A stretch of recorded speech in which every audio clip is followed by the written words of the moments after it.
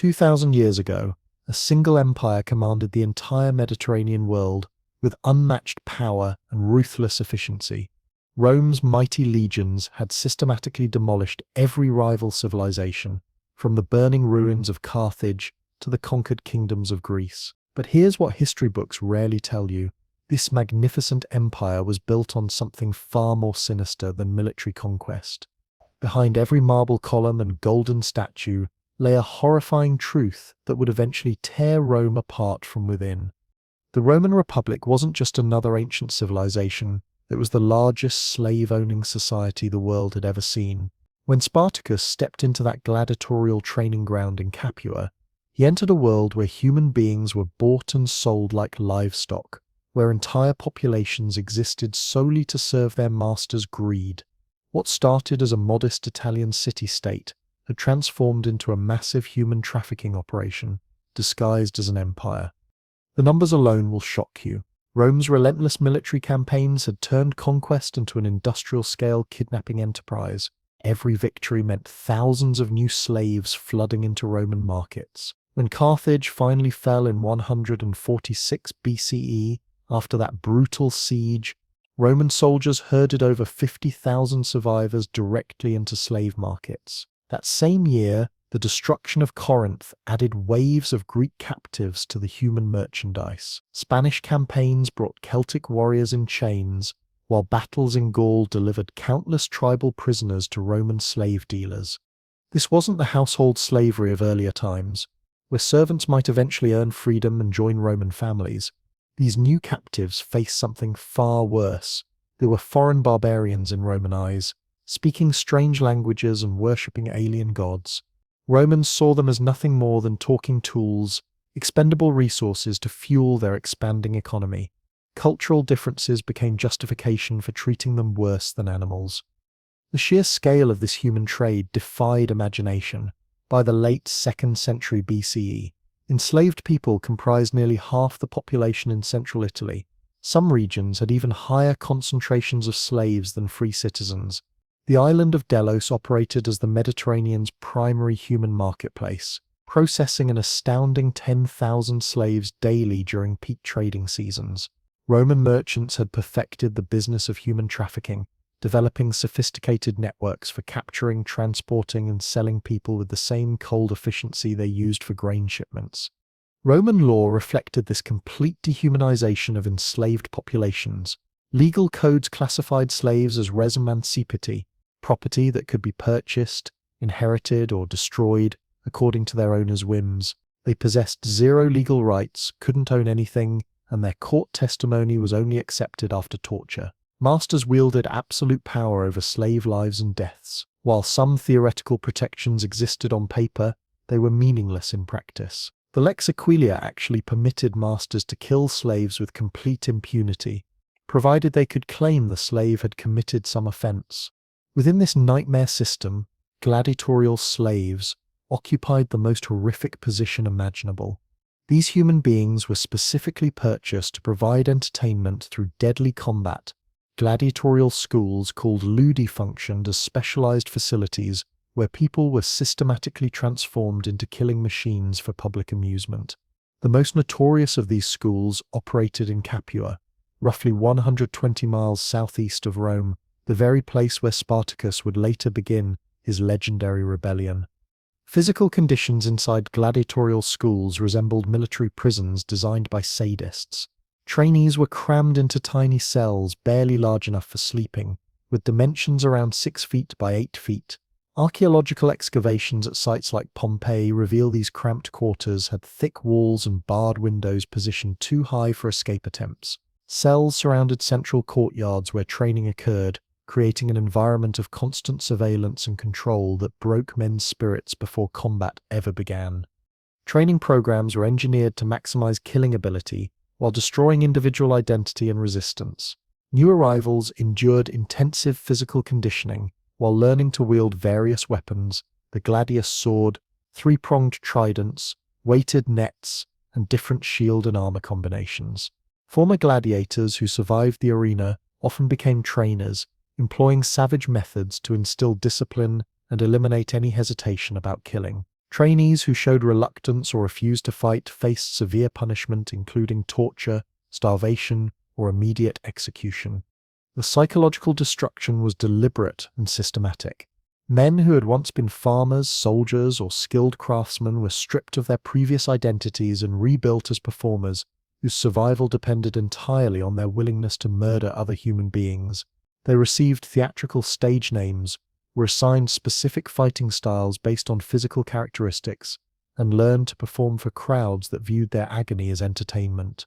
The constant presence of death, combined with knowing that survival meant killing others, created a unique form of mental torture that few could endure without suffering profound psychological damage. Gladiators received specialized diets designed to build muscle mass and maintain combat readiness. Archaeological evidence from gladiator cemeteries shows these men consumed large quantities of barley, beans, and dried fruits, along with calcium-rich supplements to strengthen bones for battle. However, this relatively nutritious food came at the ultimate cost: complete loss of freedom and the virtual certainty of death in the arena. Medical care was provided not from compassion, but to protect the substantial financial investment each gladiator represented to their owners. The economics of gladiatorial combat followed coldly precise calculations. A fully trained gladiator represented a massive capital investment, often worth 2,000 to 6,000 denarii, enough money to purchase a small farm or urban property. School owners known as lanestae carefully managed their human assets to maximize profits while delivering the spectacular violence that audiences craved. The most successful gladiators might earn prize money and eventually purchase their freedom, but the vast majority died in the arena within 2 years of beginning their training. Beyond the specialized horror of gladiatorial schools, Rome's entire economy had become utterly dependent on slave labor across every sector. In agriculture, enormous slave-worked estates called latifundia dominated the countryside throughout central and southern Italy. These plantations, some covering thousands of acres, produced grain, wine, and olive oil using gangs of chained field workers who labored from sunrise to sunset under armed guard supervision. Agricultural slaves lived in underground barracks called ergastula, minious windowless stone buildings that were locked every night to prevent escape attempts. This was the world Spartacus entered, a civilization built on systematic human misery that had grown so dependent on enslaved labor that it couldn't function without it. Rome had created a powder keg of human desperation that was about to explode into the most significant slave revolt in ancient history. The agricultural slave barracks represented engineering marvels designed specifically for human misery. These underground prison complexes, known as ergastula, housed dozens of workers in conditions that would make modern prisons seem luxurious. Imagine stone chambers carved directly into hillsides, completely windowless and suffocating, where human beings were packed together like cargo in a ship's hold. The facilities operated with prison-like efficiency. Slaves remained shackled together throughout their endless work shifts, and even during their few hours of rest, heavy leg irons ensured no escape attempts were possible. Their sustenance barely qualified as food. Masters calculated the absolute minimum nutrition required to keep bodies functioning for labor: stale bread, bitter olives, and wine, so watered down it resembled colored water. This wasn't cruelty for its own sake. It was cold economic calculation. Every grain of wheat, every drop of oil, represented costs that cut into profits. These human machines needed just enough fuel to operate, nothing more. But the agricultural estates, horrific as they were, paled in comparison to Rome's mining operations, the true hell on earth that consumed thousands of lives annually. Silver mines carved deep into Spanish mountainsides, gold extraction sites scattered across conquered Gallic territories, and marble quarries throughout the empire operated as massive death camps disguised as businesses. The workers sent to these facilities weren't ordinary slaves. They were prisoners of war deemed too dangerous for household service, rebels who had dared resist Roman authority, or criminals whose punishment was designed to serve as public warning. These mining slaves entered underground labyrinths, knowing they would never emerge alive. Life expectancy rarely exceeded 24 months, and most died far sooner. The work itself defied human endurance, crawling through narrow tunnels with primitive tools, breathing toxic dust that filled their lungs, hauling massive stone blocks up treacherous slopes while chained to other dying men. Cave-ins, poison gas, and exhaustion claimed lives daily, creating constant demand for fresh human replacements. Roman mine operators calculated worker mortality rates with the same precision they applied to ore extraction quotas. Urban slavery presented a deceptively civilized facade that concealed equally systematic exploitation. Wealthy Roman households operated like small cities, employing hundreds of enslaved people in specialized roles that covered every aspect of daily life. Cooks prepared elaborate feasts while knowing they could be beaten for oversalting a dish. Secretaries who could read and write multiple languages remained property that could be sold on a whim. Tutors educated Roman children while their own offspring might be working in mines or fighting as gladiators. These domestic slaves often lived in better conditions than their rural counterparts. They had access to regular meals, comfortable quarters, and occasionally formed emotional bonds with family members they served. But this apparent privilege came with its own torments. Sexual exploitation was not just commonplace, but expected, particularly for attractive young slaves of both genders. Masters exercised complete control over their bodies and lives, and resistance meant immediate punishment or death. The constant psychological tension of appearing grateful, while being systematically dehumanized, broke many spirits more effectively than physical torture. Artisan workshops throughout Roman cities had become dependent on skilled slave labor that threatened the livelihoods of free workers. Master craftsmen, potters, metal workers, textile producers, builders were forced to train slave apprentices who would eventually replace paid employees in many trades. These enslaved artisans often possessed superior skills to their free counterparts, having been selected specifically for their talents and given intensive training. But their excellence served only to enrich their owners while driving free Romans into poverty and desperation. This displacement of free labor created a dangerous social powder keg throughout the Republic. Small farmers found themselves competing against massive slave-worked estates that could produce goods far below market prices. Urban craftsmen watched their trades disappear as slave workshops undercut their prices. Free Romans, particularly those of modest means, discovered that their labor had become worthless in an economy built on unpaid human property. The psychological devastation extended far beyond the enslaved population itself. Roman society had become addicted to slave labor like a drug, dependent on human misery for basic functioning. Wealthy elites who controlled these vast slave armies accumulated unimaginable fortunes, while ordinary Romans sank into poverty and despair. The concentration of land ownership in fewer hands forced small farmers to abandon their ancestral homes and migrate to cities, swelling the ranks of unemployed urban masses who would later provide crucial support for ambitious generals and demagogues. This massive system of exploitation had not emerged without fierce resistance. Two devastating slave revolts in Sicily during the 2nd century BCE had already demonstrated both the explosive potential of large-scale uprising and Rome's willingness to use extreme violence to maintain control. The first rebellion erupted in 135 BCE when a Syrian slave named Eunice convinced fellow workers that divine powers had chosen him to lead them to freedom. Starting with revolts on agricultural estates around Enna, in central Sicily, the uprising spread like wildfire across the island. Eunice, who adopted the royal name Antiochus, proved himself a brilliant military strategist capable of transforming desperate groups of slaves into a disciplined fighting force. The rebels didn't just run wild, they captured major Sicilian cities, established their own functioning government, and successfully resisted Roman military efforts for over 3 years. At its peak, this slave army numbered approximately 70,000 fighters drawn from the island's enormous agricultural plantations.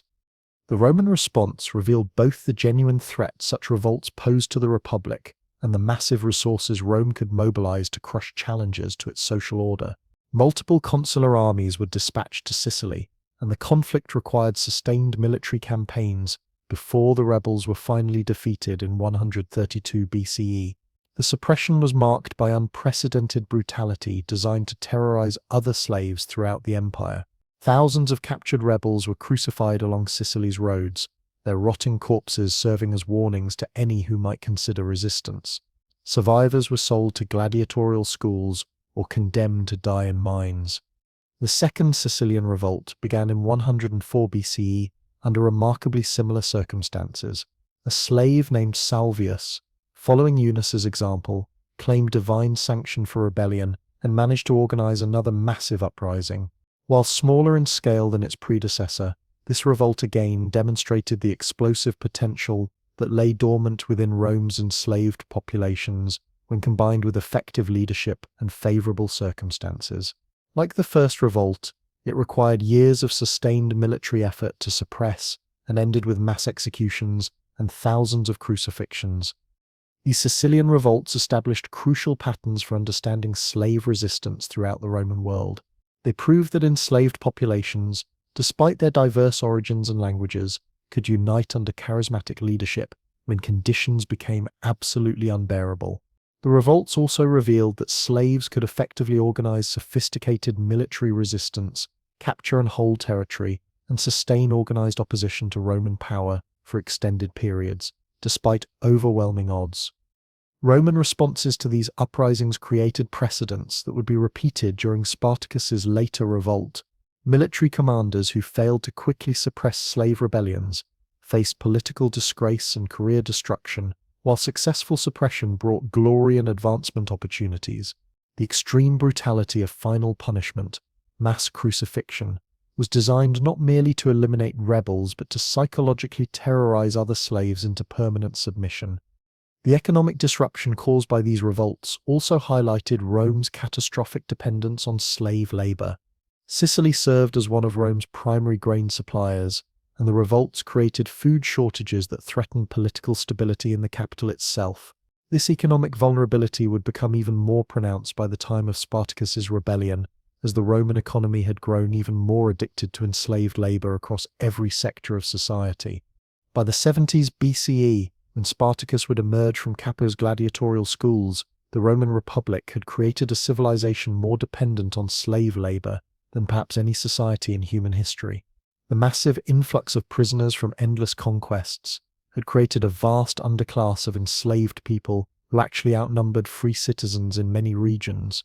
The savage conditions of their bondage, combined with the proven precedent of successful large-scale revolts, had created perfect conditions for an explosion that would shake the Roman world to its very foundations. The man destined to become history's most legendary rebel slave had begun life as a free warrior among the fierce Thracian tribes of southeastern Europe. Spartacus belonged to the Maedi, one of the most warlike peoples inhabiting the rugged mountains and valleys between the Aegean Sea and the Danube River. This harsh region, known to Romans as Thracia, produced some of the ancient world's most feared warriors who combined natural ferocity with sophisticated military tactics, refined through generations of tribal warfare. Thracian society revolved entirely around warrior culture, where status was earned through combat prowess and proven leadership in battle. The Maedi, like other Thracian tribes, organized themselves into clan-based military units led by chieftains who had demonstrated their worth through successful raids against neighboring peoples. Archaeological evidence from Thracian burial sites reveals a civilization that prized martial skills above all else, with graves containing elaborate weapons, armor, and horse equipment that demonstrate both the wealth and military sophistication of these tribal warriors. The Thracian fighting methods that coursed through Spartacus's veins would eventually become his greatest weapons against Rome itself. These mountain warriors had perfected combat techniques completely alien to Mediterranean armies, fluid, deadly arts that turned individual fighters into unstoppable forces of destruction. Their signature weapon, the curved Sica sword, could slice through armor and flesh with devastating efficiency. Unlike the straight gladius favored by Roman legions, the Sica's curved blade delivered cutting power that could decapitate enemies with a single stroke. Thracian warriors carried small, round shields called pelta that provided exceptional mobility without sacrificing protection.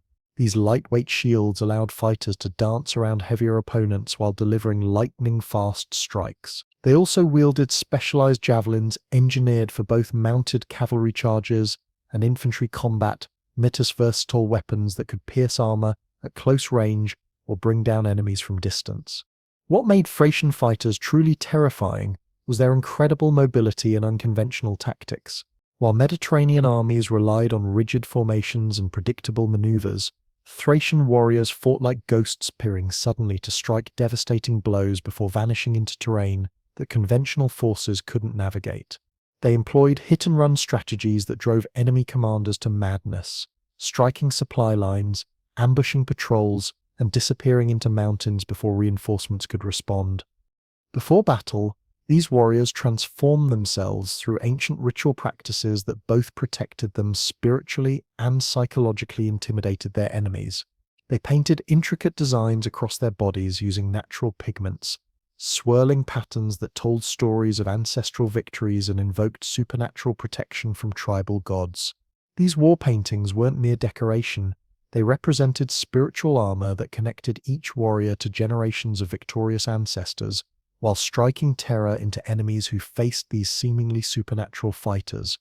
Spartacus had undoubtedly participated in the endless tribal conflicts that defined Thracian politics during the early 1st century BCE. The region resembled a massive, perpetual battlefield where dozens of competing tribes, the Dulimanti, Bessi, and countless others, constantly fought each other while occasionally uniting against external threats. These weren't simple raids or border skirmishes, they were sophisticated military campaigns that required strategic thinking, tactical innovation, and exceptional leadership abilities. Roman historians described Thracian warriors as incredibly brave but frustratingly undisciplined, prone to individual heroic acts that sometimes compromised larger tactical objectives. This assessment reflected Roman misunderstanding of Thracian military culture, which valued individual excellence and adaptive thinking over rigid adherence to predetermined formations.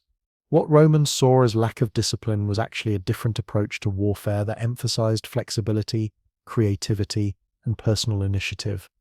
The exact circumstances surrounding Spartacus's capture remain shrouded in conflicting ancient accounts, but most reliable sources suggest he became a prisoner during Rome's systematic campaigns to secure the volatile Thracian frontier. Roman expansion into the Balkans throughout the 2nd and early 1st centuries BCE brought legions into repeated violent contact with Thracian tribes, who fiercely resisted incorporation into Rome's growing empire. These weren't peaceful annexations or diplomatic negotiations, they were brutal subjugation campaigns designed to completely destroy tribal society. Marcus Lucullus conducted one particularly devastating military operation against Thracian tribes around 72-71 BCE, though Spartacus was likely captured during an earlier campaign.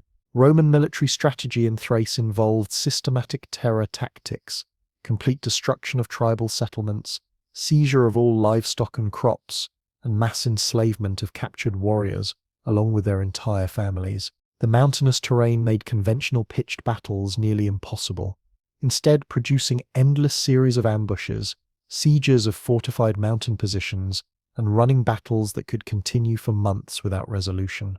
Thracian warriors captured during these campaigns faced particularly grim destinies.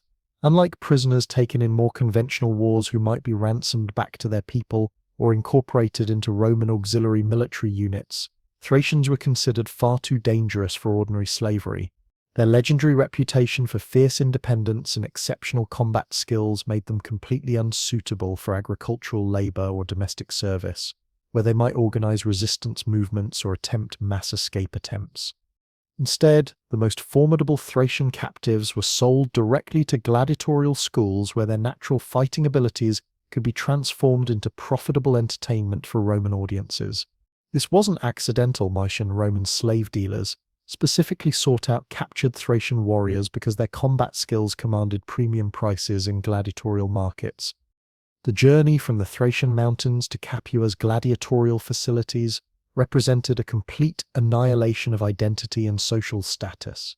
Spartacus, who had once commanded respect as a tribal warrior and possibly led successful raids against enemy clans, now found himself chained in a slave coffle, marching hundreds of miles toward his new prison. The psychological devastation of this transformation cannot be overstated. From respected tribal leader to human merchandise, from fighting for clan honor and ancestral gods to performing death matches for Roman entertainment. Capua, situated in the fertile Campanian plains south of Rome, had evolved into the undisputed center of gladiatorial training by the 1st century BCE. The city's strategic location, positioned perfectly between Rome and the prosperous Greek cities of southern Italy, made it an ideal commercial hub for the gladiatorial industry. Wealthy Romans could easily travel to Capua to purchase trained fighters for private games or public spectacles, while the surrounding countryside provided vast spaces needed for the enormous training facilities required to house and drill hundreds of gladiators simultaneously.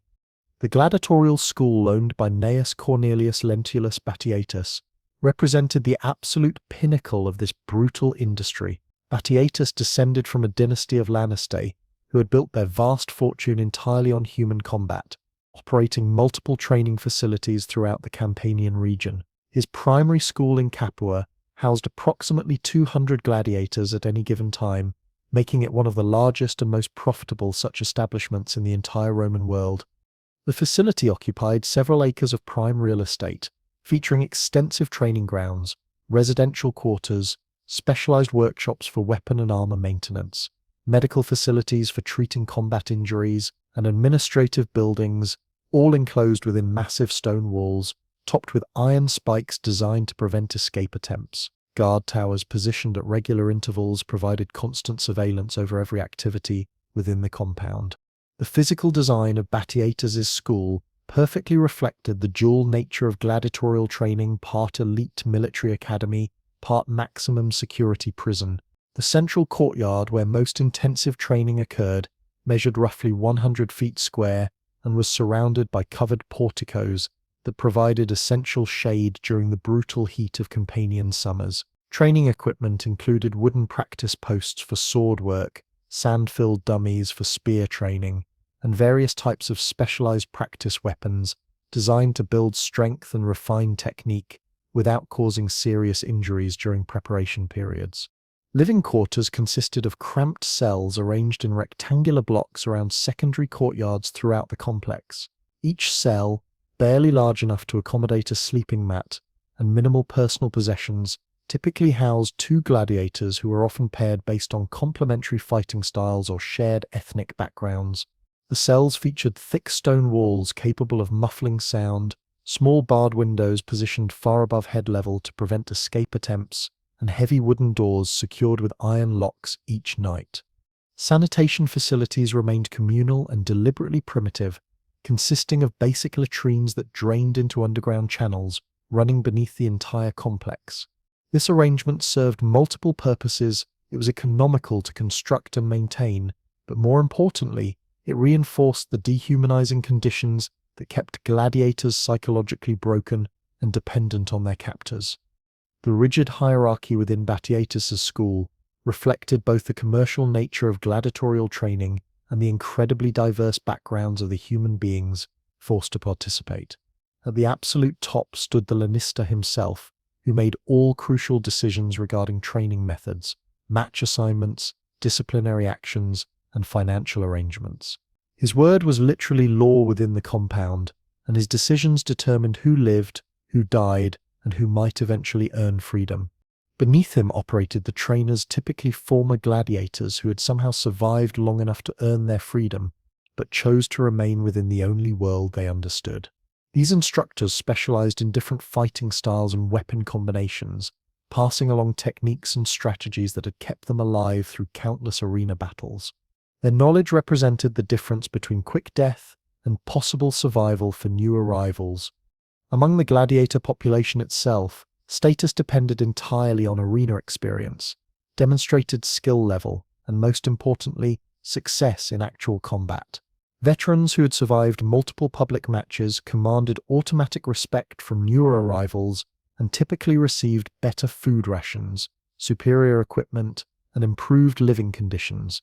The most successful gladiators might be granted small privileges, slightly better cells, occasional supervised visits to local taverns, or the right to retain portions of prize money earned through victories.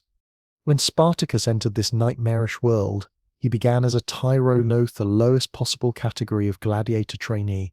Despite his extensive military experience as a seasoned Thracian warrior, He had to completely relearn fighting techniques specifically adapted for arena combat. Gladiatorial fighting differed fundamentally from battlefield warfare in every conceivable way. It was engineered to provide maximum entertainment value rather than achieve military objectives, emphasizing individual skill displays and dramatic presentation over tactical coordination or strategic thinking.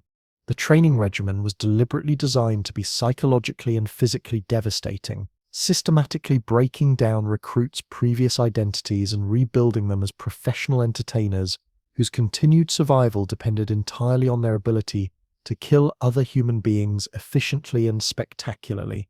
New arrivals endured intensive physical conditioning that began before dawn and continued relentlessly until sunset, learning to use completely unfamiliar weapons, fight while wearing restrictive ceremonial armor, and most importantly, perform convincingly for crowds that viewed their suffering as nothing more than amusing entertainment. Spartacus's transformation into a gladiatorial killing machine followed the established Thracian fighting template that exploited his ethnic heritage and natural combat instincts. This wasn't coincidence. Roman lanistae had learned that gladiators perform most effectively when their training built upon existing cultural warfare traditions, rather than trying to completely reinvent their fighting methods. The Thracian gladiator style capitalized on everything that made these mountain warriors so terrifying on ancient battlefields. The distinctive equipment worn by Thracian gladiators created an instantly recognizable and crowd-pleasing spectacle. Their wide-brimmed helmets featured elaborate griffin crests that caught arena lights dramatically during combat, while the helmet's design protected the fighter's head while maintaining excellent visibility. Small rectangular shields provided essential protection without sacrificing the mobility that defined Thracian combat effectiveness. Most importantly, they wielded curved swords nearly identical to the saker blades used by actual Thracian warriors in tribal conflicts. This fighting style emphasized lightning-fast mobility and psychological deception, using elaborate feints and explosive quick strikes to overcome opponents who possessed superior armor or physical reach. Thracian gladiators danced around their enemies like deadly phantoms, striking devastating blows before opponents could mount effective counterattacks. The style rewarded intelligence and adaptability over brute strength, making it perfect for fighters like Spartacus, who combined physical prowess with tactical brilliance. But the psychological transformation required to become a successful gladiator presented challenges far more brutal than any physical training regimen. Warriors who had once fought for sacred tribal honor, beloved homeland, or basic survival now faced the horrifying reality of performing violence purely for their captors' entertainment. This represented a complete spiritual destruction that went beyond mere slavery, but it required men to abandon everything that had given their lives meaning and purpose. The constant proximity of death, combined with the soul-crushing knowledge that survival meant systematically murdering other human beings, created psychological pressures unlike anything else in the ancient world.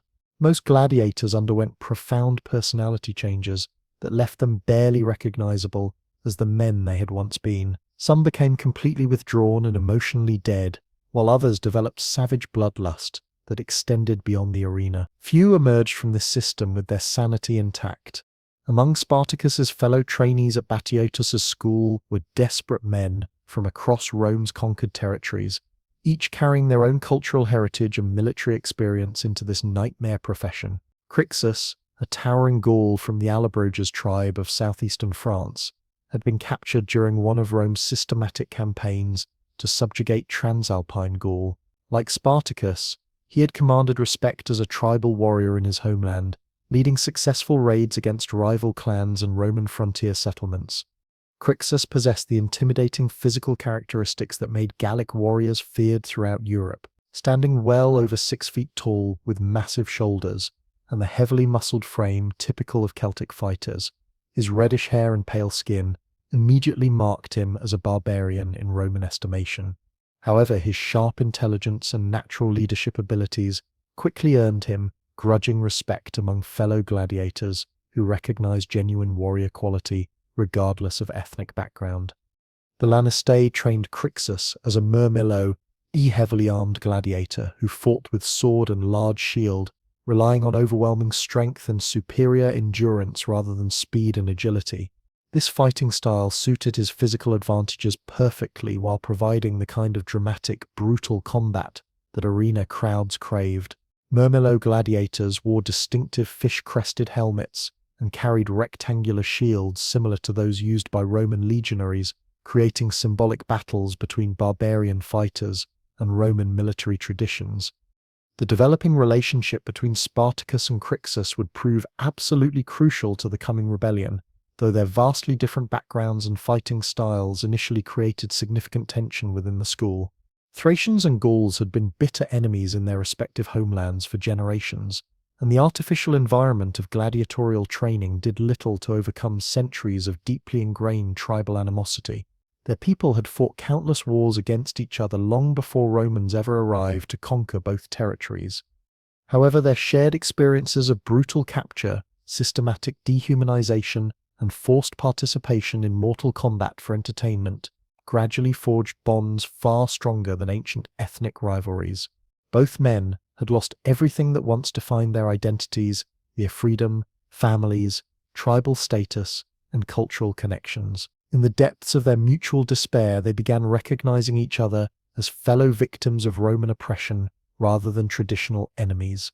Oenomaus represented another crucial figure in this emerging brotherhood of the condemned.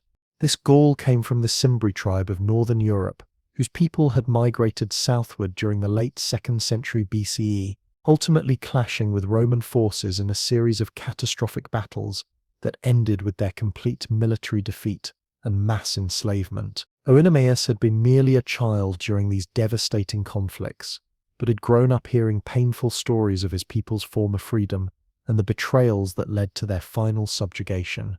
Unlike the physically imposing Crixus, Oenomaus was smaller and significantly more agile, which led trainers to develop him as a retiarius, a specialized gladiator who fought with trident and weighted net. This fighting style demanded exceptional timing, coordination, and strategic thinking, using the net to entangle opponents before delivering killing blows with the three-pronged spear. Retiari were often viewed as less honorable than other gladiator categories because they fought without traditional armor and relied on what Romans considered cowardly tactics. But successful net fighters were actually among the most skilled athletes in the entire arena system, requiring years of intensive training to master the complex timing and positioning necessary for survival. The retiarius had to be part acrobat, part strategist, and part killer, using intelligence and agility to overcome opponents who possessed superior armor and weapons. Those who mastered this style often became crowd favorites specifically because their victories seemed to defy conventional expectations. Batiatus's school also housed fighters representing virtually every corner of Rome's expanding empire. German warriors captured during bloody campaigns along the Rhine frontier brought their own fierce traditions and massive physical presence. Numidians from North Africa contributed their legendary skills with javelin and light cavalry tactics adapted for arena combat. Greeks taken during various Eastern military campaigns possessed sophisticated fighting techniques refined through centuries of city-state warfare. The facility even contained a few Romans who had been enslaved for unpaid debts or serious criminal activities, men who faced the ultimate humiliation of being forced to fight for the entertainment of their former countrymen.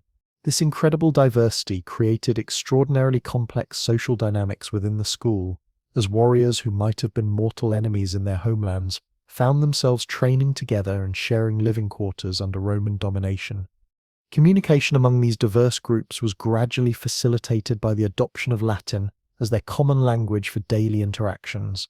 Though many gladiators maintained their native tongues for private conversations and cultural identity, the shared experience of enslavement and the constant threat of arena death created bonds that eventually transcended most ethnic divisions. However, tensions based on homeland rivalries and cultural differences never completely disappeared, occasionally flaring into violent confrontations that required brutal suppression by guards.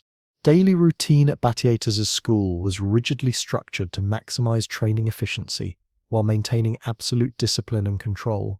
Gladiators rose before dawn for a carefully calculated meal of barley porridge, beans, and dried fruit, a diet scientifically designed to build muscle mass and maintain optimal health for combat performance.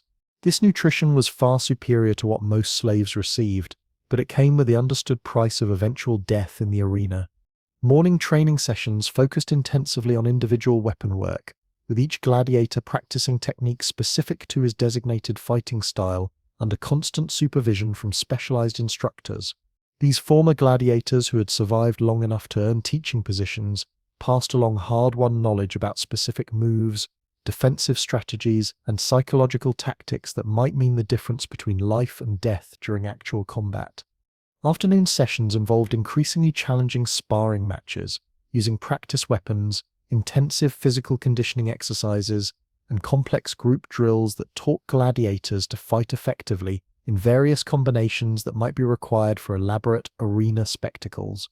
Some contests featured straightforward individual combat between carefully matched opponents, while others involved chaotic group battles or elaborately staged hunts involving dangerous wild animals imported from across the empire. Medical care provided to gladiators wasn't motivated by humanitarian concerns, but represented cold business calculations designed to protect substantial financial investments. A fully trained gladiator could be worth several thousand denarii, equivalent to purchasing a small farm or urban property. This made proper medical attention an absolute business necessity rather than an act of compassion. The school employed specialized doctors who had developed expertise in treating combat injuries, setting fractured bones, and maintaining fighters' health between matches. These medical professionals understood that keeping gladiators alive and healthy directly translated into profits for their owners, making their services essential components of the gladiatorial business model. Despite receiving relatively good food and medical care compared to other slaves, daily life in the gladiatorial school remained marked by constant psychological tension and the ever-present threat of violent death. Gladiators who displayed reluctance to fight, attempted escape, or showed any form of resistance faced severe punishment, including torture, starvation, or immediate execution, as examples to other trainees. The psychological pressure of knowing that continued survival depended entirely on one's ability to systematically kill other human beings for crowd entertainment created a unique form of mental torment that few could endure without suffering lasting psychological damage. Many gladiators developed severe depression, violent rage disorders, or complete emotional numbness as coping mechanisms for their impossible situation. Treatment of individual gladiators by owners and trainers varied considerably based on their perceived value and entertainment potential. Promising fighters who demonstrated exceptional skill and crowd appeal received noticeably better treatment, while those deemed less valuable faced harsher living conditions and assignments to more dangerous matches with lower survival chances. Batiatus, like other successful Lenistei, understood that his substantial profits depended on maintaining a stable of skilled fighters capable of providing entertaining spectacles without dying too quickly to recoup training investments. However, the fundamental contradiction inherent in the gladiatorial system, treating human beings simultaneously as valuable financial investments and expendable entertainment, created inevitable instability that would eventually explode. Gladiators were expected to fight with desperate courage while accepting their status as property, to develop exceptional martial skills while remaining completely submissive to their owners, and to form emotional bonds with fellow fighters they might be forced to kill in public matches. This psychological impossibility created pressure that had to find release somehow. The breaking point finally arrived in 73 BCE, when approximately 70 gladiators at Batiatus's school began secretly planning a desperate escape attempt that would transform into the most significant slave revolt in ancient history. The conspiracy that would eventually bring Rome to its knees didn't emerge from a single moment of rage, but from a series of calculated betrayals that pushed desperate men beyond their breaking point. Several immediate factors had transformed life within Batiatus's school from merely brutal to absolutely unbearable, creating the perfect conditions for explosive rebellion. Batiatus had recently made a decision that revealed his complete indifference to human suffering, dramatically increasing the frequency of gladiatorial matches to capitalize on growing demand from bloodthirsty Roman audiences. This wasn't just a business decision, it was a death sentence delivered in installments. Gladiators who had previously fought perhaps once monthly now faced combat every few weeks, with inadequate time to recover from serious injuries sustained in previous battles. Wounds that should have healed properly became infected or reopened during premature return to combat. Broken bones that needed months to mend were forced back into action after mere weeks of rest. Men who had survived dozens of matches through careful recovery and tactical fighting suddenly found themselves thrust into arena combat while still bleeding from previous encounters. The human body, no matter how well trained and conditioned, simply cannot sustain this level of systematic destruction without eventual collapse. But physical brutality alone wouldn't have triggered the rebellion that was about to explode. The final psychological breaking point came when several veteran gladiators discovered that promises of eventual freedom had been nothing more than cruel lies designed to maintain hope and compliance. These experienced fighters had been explicitly promised manumission, warsome, or release from slavery after completing specific numbers of victories in arena combat. Some had been told they needed 10 victories to earn freedom. Others had been promised release after 15 or 20 successful matches. A few exceptional fighters had been given seemingly impossible targets of 30 or more victories, goals that would normally represent lifetime achievements in gladiatorial combat. But when these men finally achieved their promised victory totals, they discovered that freedom remained perpetually out of reach. Batiatus and other Lanistae had developed sophisticated methods for extending these agreements indefinitely. They would claim that certain victories didn't count because they weren't spectacular enough, or that new contractual terms had superseded previous agreements. Sometimes, they simply ignored their promises entirely, knowing that gladiators had no legal recourse for breach of contract. Roman law theoretically protected slaves from such fraudulent treatment, but gladiators possessed no practical means of seeking justice when their owners decided to extend their terms of service. The realization that freedom might never arrive, regardless of success in the arena, destroyed the last flickering hope that had sustained many fighters through years of brutal training and mortal combat. These men had endured unimaginable suffering because they believed their pain had purpose, that each victory brought them closer to eventual liberation. When that hope vanished, it left behind nothing but raw fury and desperate determination to escape by any means necessary. The final catalyst that transformed simmering resentment into active conspiracy was Batiatus's decision to force several pairs of popular gladiators to fight each other to the death in matches specifically designed to maximize entertainment value and profit margins. These contests represented a particularly sadistic form of exploitation that weaponized friendship and mutual respect as instruments of financial gain. The Lanista had identified gladiators who had formed genuine bonds during their shared ordeal, men who trained together, shared cells, and supported each other through the psychological torment of their situation. Rather than respecting these human connections, Batiatus saw them as marketing opportunities. Audiences would pay premium prices to watch beloved fighters destroy each other, and the emotional devastation would provide unforgettable spectacle.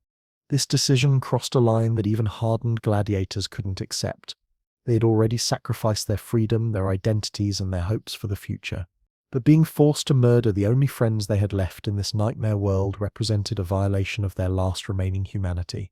The conspiracy began forming immediately after this announcement, starting with quiet conversations among the most trusted and experienced fighters. Spartacus emerged as the natural focal point for this growing rebellion through a combination of factors that made him uniquely qualified to lead desperate men toward freedom. His background as a Thracian tribal warrior provided him with military experience that extended far beyond arena combat.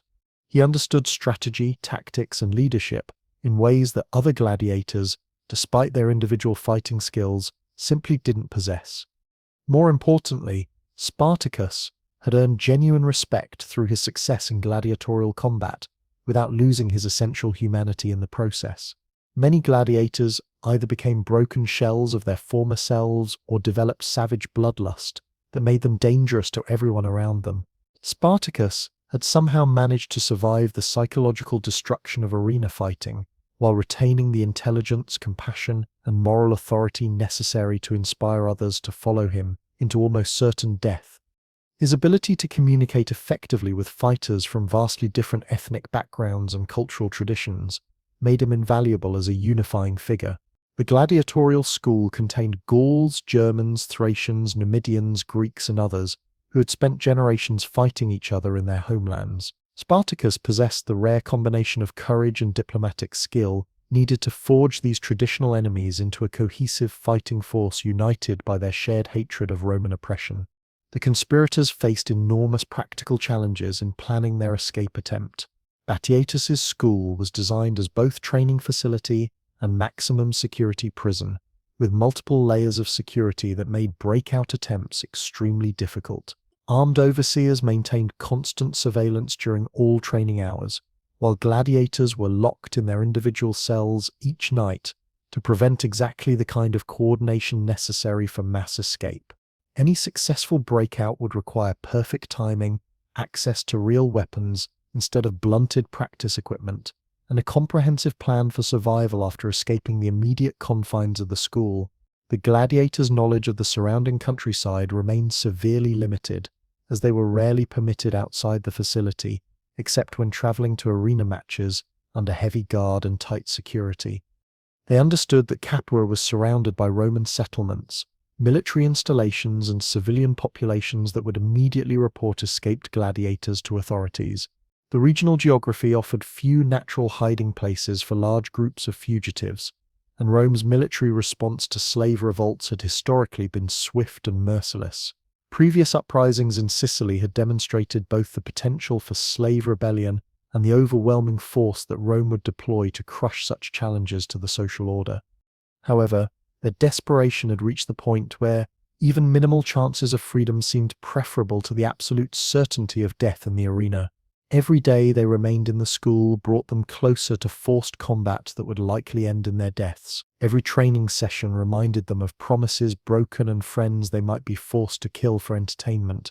The psychological pressure had become unbearable, making virtually any alternative seem worth the risk.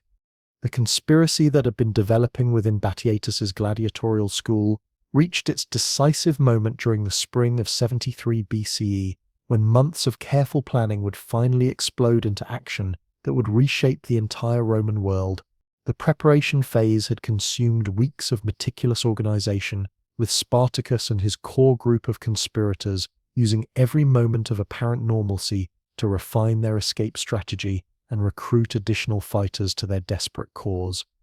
The gladiators had conducted careful reconnaissance of the school's security arrangements, identifying several crucial weaknesses that could potentially be exploited during their breakout attempt. The facility's guards, while numerous and well-armed, had grown dangerously complacent after years of managing what they perceived as broken men whose spirits had been completely crushed by arena combat and systematic dehumanization. These overseers maintained strict military-style discipline during formal training hours, but their vigilance relaxed significantly during meal periods when gladiators were permitted to move more freely within common areas of the complex. This created narrow windows of opportunity when coordinated action might be possible without immediate detection and suppression. Spartacus recognized that timing would prove absolutely critical to any chance of success. The conspirators needed to act when the maximum number of gladiators would be present within the school, ensuring they could recruit as many fighters as possible once violence erupted. They also required access to kitchen areas where real knives and other potential weapons were stored, rather than the deliberately blunted practice equipment used during training sessions. The signal for action came during the midday meal on what appeared to be a completely ordinary day in late spring 73 BCE. Approximately 70 gladiators had committed to participating in the escape attempt, though many others remained completely unaware of the conspiracy until violence suddenly erupted around them. The rebels had agreed that once fighting began, there could be no hesitation, retreat, or second thoughts.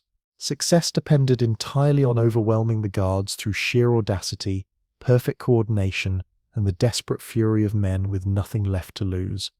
The initial phase of the breakout unfolded with stunning swiftness and calculated brutality that caught their captors completely off guard. Spartacus and several key conspirators had strategically positioned themselves near the kitchen complex during the meal period, ostensibly engaged in normal conversation while actually preparing to seize control of the food preparation area where real weapons could be found. At the predetermined moment, they launched their attack with explosive violence. The kitchen staff and guards were overwhelmed before any alarm could be raised, their years of casual brutality toward helpless slaves having left them unprepared for facing gladiators armed with deadly intent and real weapons. The kitchen complex yielded an incredible treasure trove of improvised weapons that transformed desperate slaves into a formidable fighting force. Long carving knives designed for butchering meat became deadly short swords in the hands of men trained extensively in close combat techniques. Heavy cleavers provided brutal chopping weapons, capable of shattering bones and severing limbs with devastating effectiveness. Iron skewers used for roasting became makeshift spears, while wooden handles from various cooking utensils could serve as clubs or throwing weapons. The rebels also seized large quantities of kitchen equipment that could serve crucial secondary purposes during their escape attempt. Heavy iron cooking pots became improvised helmets or shields offering protection against blade strikes. Leather aprons provided minimal armor that might deflect glancing blows. Ropes used for securing provisions were quickly appropriated for binding captured guards or scaling walls during the breakout attempt. With weapons finally secured, the conspirators moved with lightning speed to neutralize the school's entire guard force before organized resistance could develop and trap them within the facility. The gladiators possessed several crucial advantages that would prove decisive in this phase of the fighting. They knew the complex layout intimately. After years of confinement, they had trained together extensively and could coordinate their movements with military precision, and their absolute desperation gave them a ferocity that their opponents simply could not match. The guards, caught completely unprepared by the sudden eruption of coordinated violence, found themselves facing opponents whose combat skills far exceeded their own abilities. Most overseers were former soldiers or hired thugs whose primary qualifications were physical strength and willingness to use violence against unarmed, helpless slaves. They had never expected to confront gladiators armed with real weapons and fighting with the desperate fury of men who knew this represented their only chance at freedom or death with dignity. The rebel gladiators moved through Batiatus's school complex like a perfectly coordinated military machine, systematically dismantling every layer of security with ruthless efficiency. This wasn't the chaotic violence of desperate men, it was the calculated advance of professional warriors who understood exactly how to neutralize organized resistance while maximizing their tactical advantages. Each guard post fell in sequence as the rebels worked their way methodically through different sections of the facility. They overwhelmed defensive positions with coordinated attacks that utilized their superior combat training and desperate determination. Guards who had spent years brutalizing helpless slaves suddenly found themselves facing opponents whose fighting skills far exceeded their own abilities and whose fury had been refined into deadly precision through months of arena combat. As the rebels advanced through the complex, they freed gladiators who had remained unaware of the original conspiracy until violence erupted around them. Many of these newly liberated fighters immediately joined the escape attempt without hesitation, recognizing this as their only chance at freedom after years of systematic dehumanization. Their addition to the rebel force provided crucial combat expertise while swelling the numbers of fighters available for the increasingly dangerous battles ahead. The psychological impact of witnessing their fellow gladiators successfully fighting against their captors proved enormously motivating for men who had long believed escape was utterly impossible. For years, these warriors had been conditioned to accept their fate as human property destined to die for Roman entertainment. Seeing other slaves breaking their chains and striking down their oppressors shattered mental barriers that had kept them submissive despite their formidable fighting abilities. Crixus emerged as a devastating force during this phase of the breakout, his imposing physical presence and exceptional combat skills proving absolutely crucial against the school's remaining defensive positions. His extensive experience as a Murmillo gladiator had prepared him perfectly for the kind of close-quarters combat that characterized the escape attempt. Years of arena fighting had taught him to maximize effectiveness with improvised weapons and minimal protective equipment, skills that proved invaluable when facing guards equipped with proper military gear. The towering Gaul's natural leadership abilities also helped coordinate the actions of newly freed gladiators who might otherwise have acted independently or created dangerous confusion during the breakout. His commanding voice and obvious tactical intelligence allowed him to organize desperate men into effective fighting units that could overwhelm organized resistance through coordinated attacks, rather than individual heroics. Owen Amos contributed his own specialized expertise to the rebel effort, using his exceptional agility and experience as a retiarius to outmaneuver guards in the confined spaces throughout the school complex. His knowledge of unconventional fighting techniques proved particularly valuable when the rebels encountered locked doors, barred windows, or other defensive obstacles that required creative solutions rather than brute force approaches. The smaller Gaul's remarkable ability to squeeze through narrow openings and scale seemingly impassable walls helped the rebels access sections of the facility that might otherwise have remained secure. His acrobatic skills, developed through years of net fighting training, allowed him to reach strategic positions that provided tactical advantages during key battles for control of the complex. The systematic nature of the gladiators' assault on the school's defenses clearly reflected their diverse military backgrounds and professional combat training, rather than simply rushing toward the exits in a disorganized mob driven by panic and desperation. The rebels methodically secured each section of the complex before advancing to the next objective. This disciplined approach demonstrated the strategic thinking that would later make their rebellion so dangerous to Roman authority. They systematically disabled guards, seized additional weapons and vital supplies, and ensured that no enemy forces remained behind their advance that could threaten their retreat or raise alarms that might bring reinforcements. Every cleared room was searched for useful equipment, every captured guard was questioned for intelligence about security arrangements, and every potential escape route was evaluated for its tactical value. The rebels encountered their most serious and prolonged resistance when they finally reached the main gates of the school complex, where a larger contingent of guards had managed to organize a desperate defensive position. These men, recognizing that their own lives depended entirely on preventing the gladiators' escape, fought with courage born of absolute desperation, despite being severely outnumbered and outmatched in individual combat skills. The gate guards possessed access to proper military equipment that had been denied to earlier defenders: quality swords, iron-tipped spears, and reinforced shields that gave them significant advantages over rebels, armed primarily with improvised kitchen implements and makeshift weapons.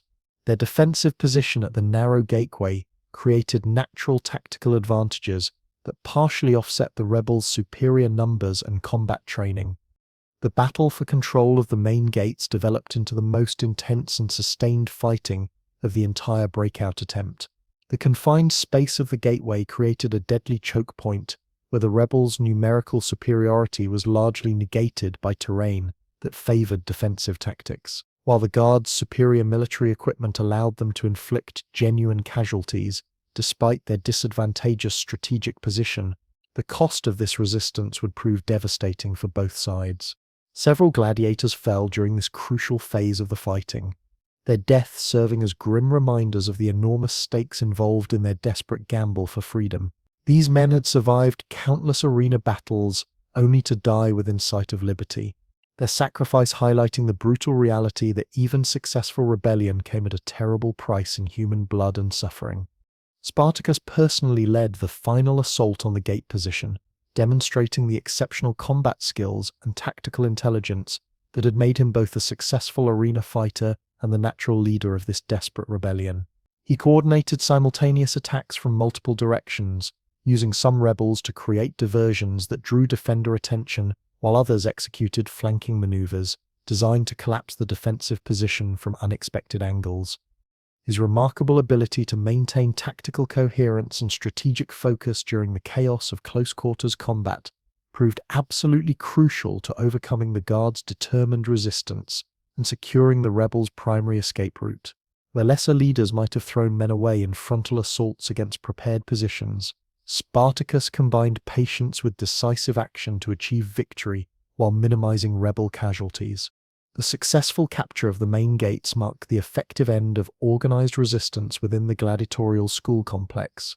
The surviving guards either fled in panic or surrendered unconditionally, leaving the rebels in complete control of the facility and all its valuable resources.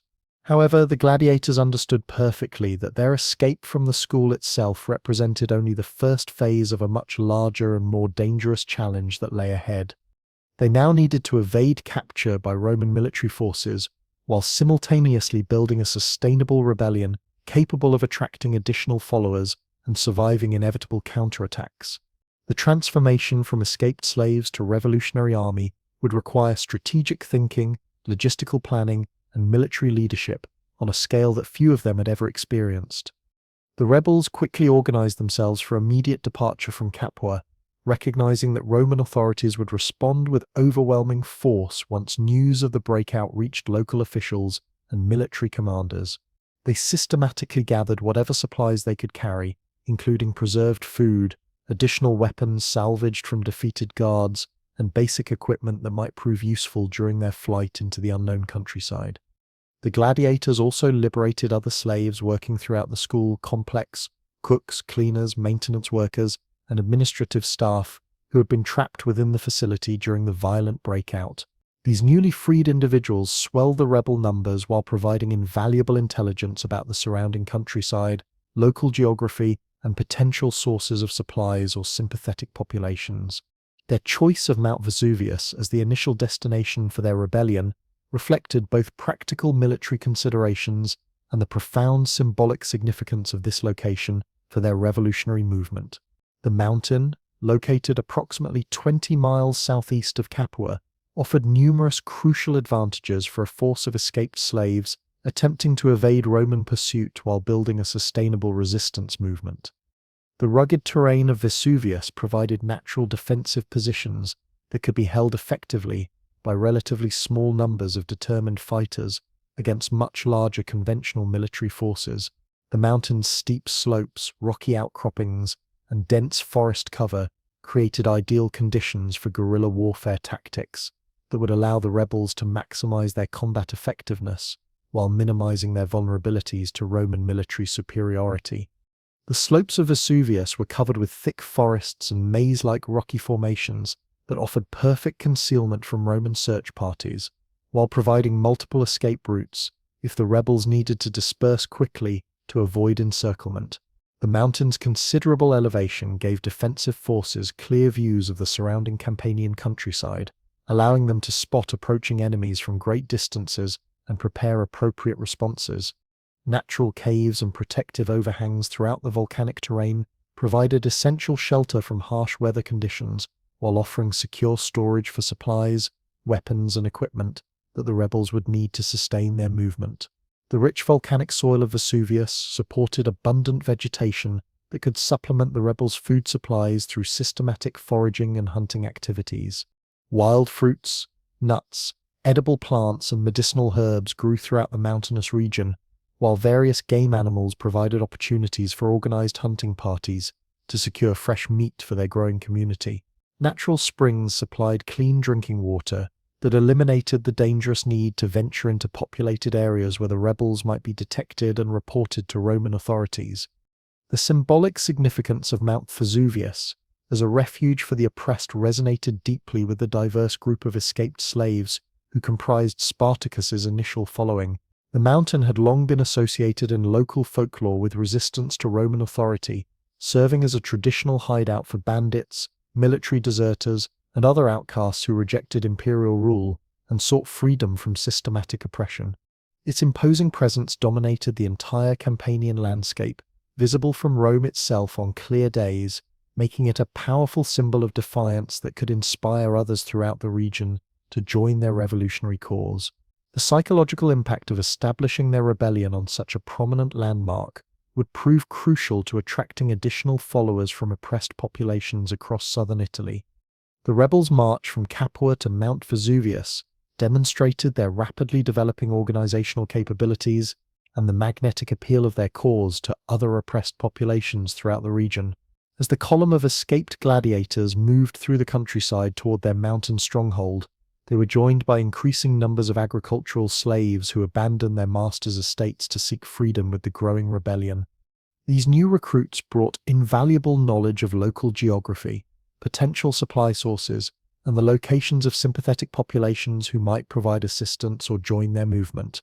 The agricultural slaves who joined the rebellion represented a crucial expansion of the movement's social base beyond the specialized warrior culture of the gladiatorial schools, transforming what had begun as an escape attempt into a genuine social revolution that threatened the fundamental foundations of Roman society. The transformation of Spartacus's rebel force from a small band of escaped gladiators into a thriving alternative society represented one of history's most remarkable achievements in revolutionary organization.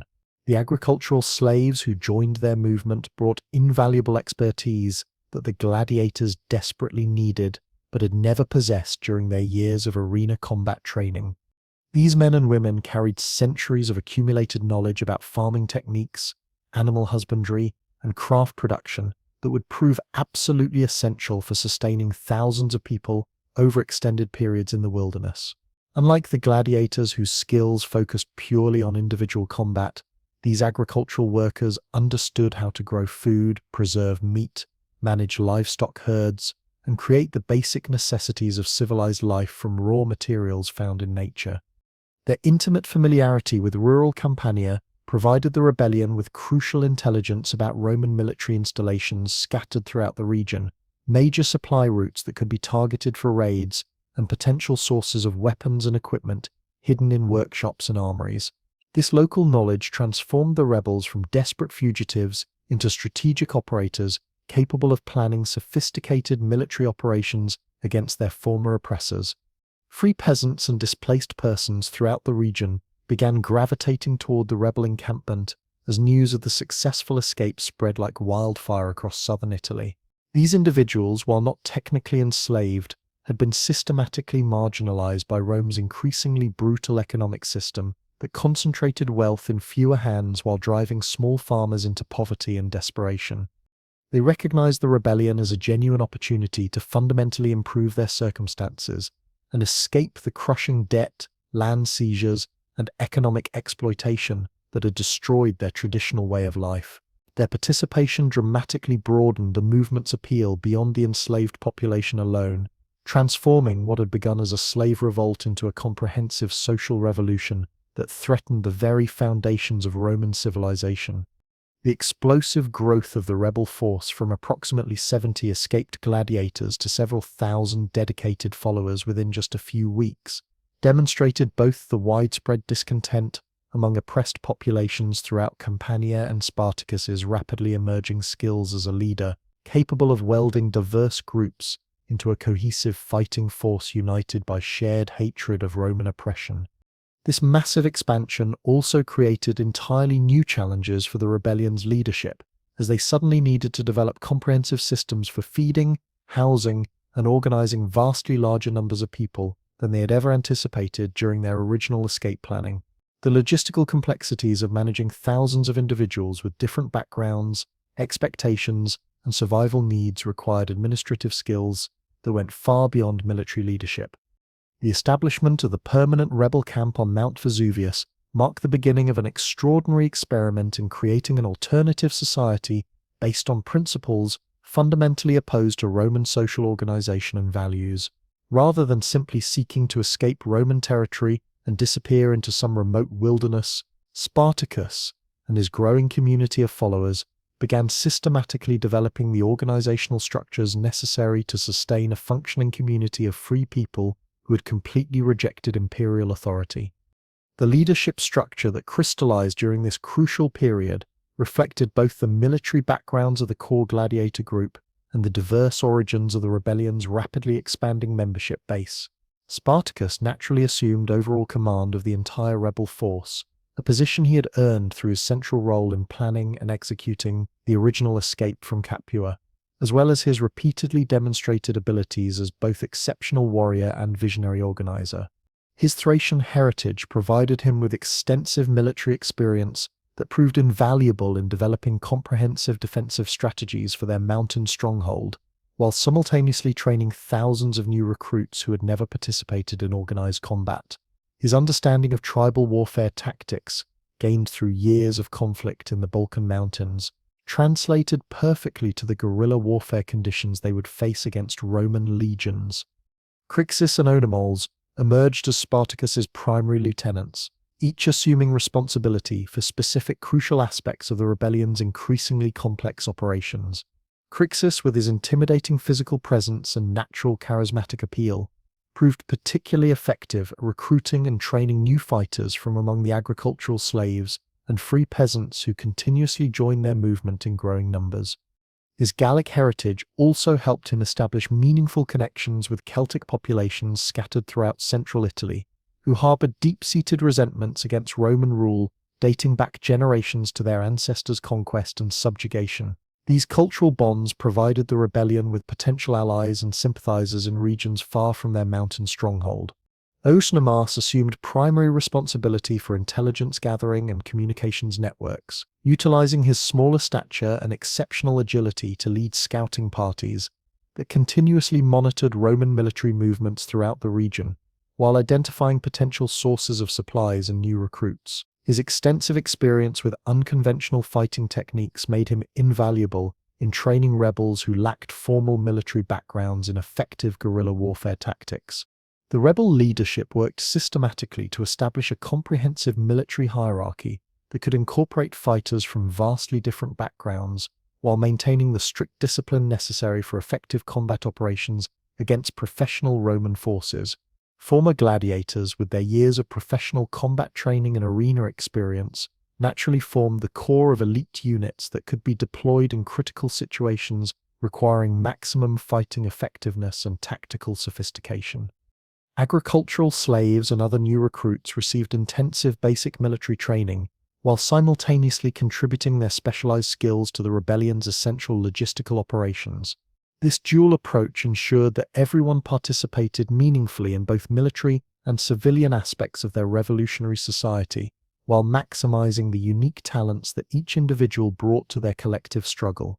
Creating a genuinely functioning rebel society required developing comprehensive systems for resource allocation, dispute resolution, and collective decision-making that could successfully accommodate the incredibly diverse cultural backgrounds and varying expectations of the movement's membership.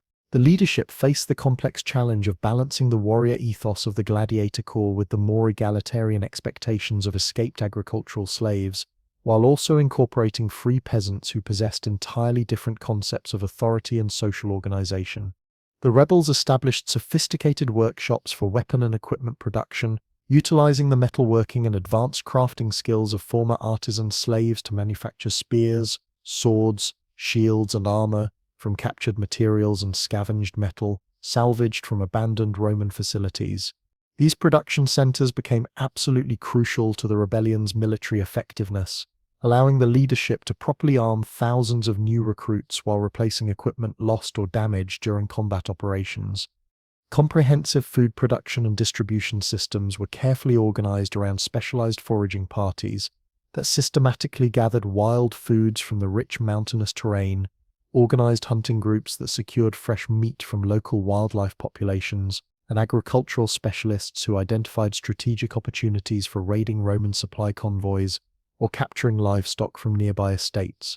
The rebels also established rudimentary but functional medical facilities staffed by individuals who possessed traditional healing knowledge and practical experience treating injuries. The leadership recognized that providing proper care for wounded fighters was absolutely essential to maintaining community morale and ensuring continued combat effectiveness during the prolonged struggle that lay ahead. The rebel society that emerged on Mount Vesuvius represented a remarkable achievement in alternative social organization, conclusively demonstrating that escaped slaves and other marginalized populations could successfully create functional communities based on principles of mutual cooperation, shared resources, and unified resistance to Roman authority. This extraordinary experiment in collective freedom would soon face its first major test as Roman military forces began organizing systematic campaigns designed to completely crush the rebellion and restore imperial control over the increasingly volatile region. News of the gladiatorial breakout at Capua reached Roman authorities with the terrifying speed of wildfire, carried by panicked guards who had barely escaped the carnage and local citizens who witnessed the rebels' triumphant march toward Mount Vesuvius. The initial reports seemed almost impossible for Roman officials to believe, Much a mere handful of arena fighters had somehow overwhelmed professional security forces, completely liberated an entire gladiatorial facility, and were now actively gathering followers throughout the Campanian countryside. For Roman administrators, accustomed to viewing slaves as broken human property, completely incapable of organized resistance or independent action, the very concept of armed gladiators operating freely in imperial territory represented a fundamental challenge to their entire understanding of natural social order and racial hierarchy. The Senate's response reflected both the genuine gravity of the rapidly developing situation and the complex political dynamics of the late Republic period. Slave revolts fell under the specific jurisdiction of praetors magistrates responsible for maintaining internal security and administering justice within Roman territories. The assignment of military commands against rebellious slaves carried enormous political implications. A successful suppression could dramatically enhance a commander's reputation and future career prospects, while failure might completely destroy political ambitions and social standing. Gaius Claudius Glaber received the prestigious commission to crush what Roman authorities still confidently considered a minor disturbance that could be resolved quickly through decisive military action. Glaber descended from a prominent plebeian family with an extensive history of distinguished military service, and his appointment reflected the Senate's complete confidence that conventional Roman tactics would rapidly overwhelm these escaped slaves without requiring extraordinary measures. The praetor possessed extensive experience in provincial administration and had served with notable distinction during various frontier campaigns against barbarian tribes, qualifications that seemed more than adequate for dealing with what appeared to be merely a localized security problem requiring swift resolution. Glaber's military resources for the campaign included approximately 3,000 veteran legionary troops drawn from garrisons throughout Campania, supplemented by auxiliary units and local militia forces recruited from loyal Roman settlements.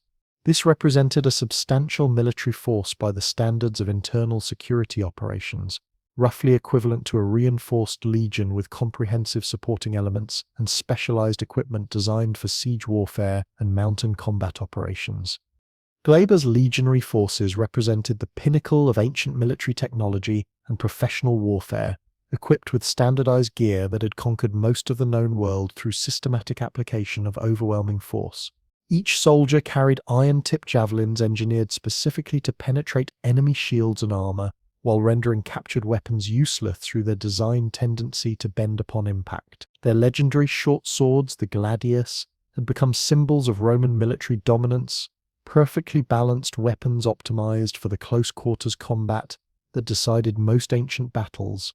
The rectangular shields carried by every legionary provided exceptional protection through layered construction of wood, leather, and metal reinforcement that could deflect arrows, spear thrusts, and sword strikes while maintaining maneuverability in formation fighting. Segmented armor covered their torsos with overlapping metal plates that offered excellent protection against virtually any weapons likely to be encountered in combat against escaped slaves, armed primarily with improvised equipment and salvaged gear. This wasn't just individual equipment superiority, it represented centuries of military innovation and battlefield experience, refined through countless campaigns across 3 continents. Roman military engineers had systematically analyzed every aspect of personal combat equipment to create standardized gear that maximized soldier survival, while maintaining the flexibility necessary for complex tactical maneuvers under extreme battlefield conditions.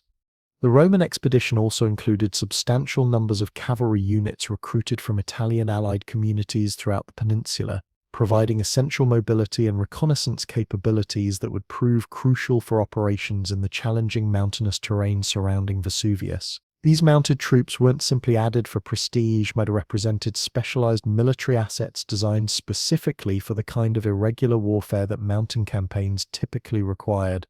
The cavalry carried longer spears engineered for devastating charging attacks against enemy formations, supplemented by swords optimized for close combat situations when mounted charges broke down into individual fighting.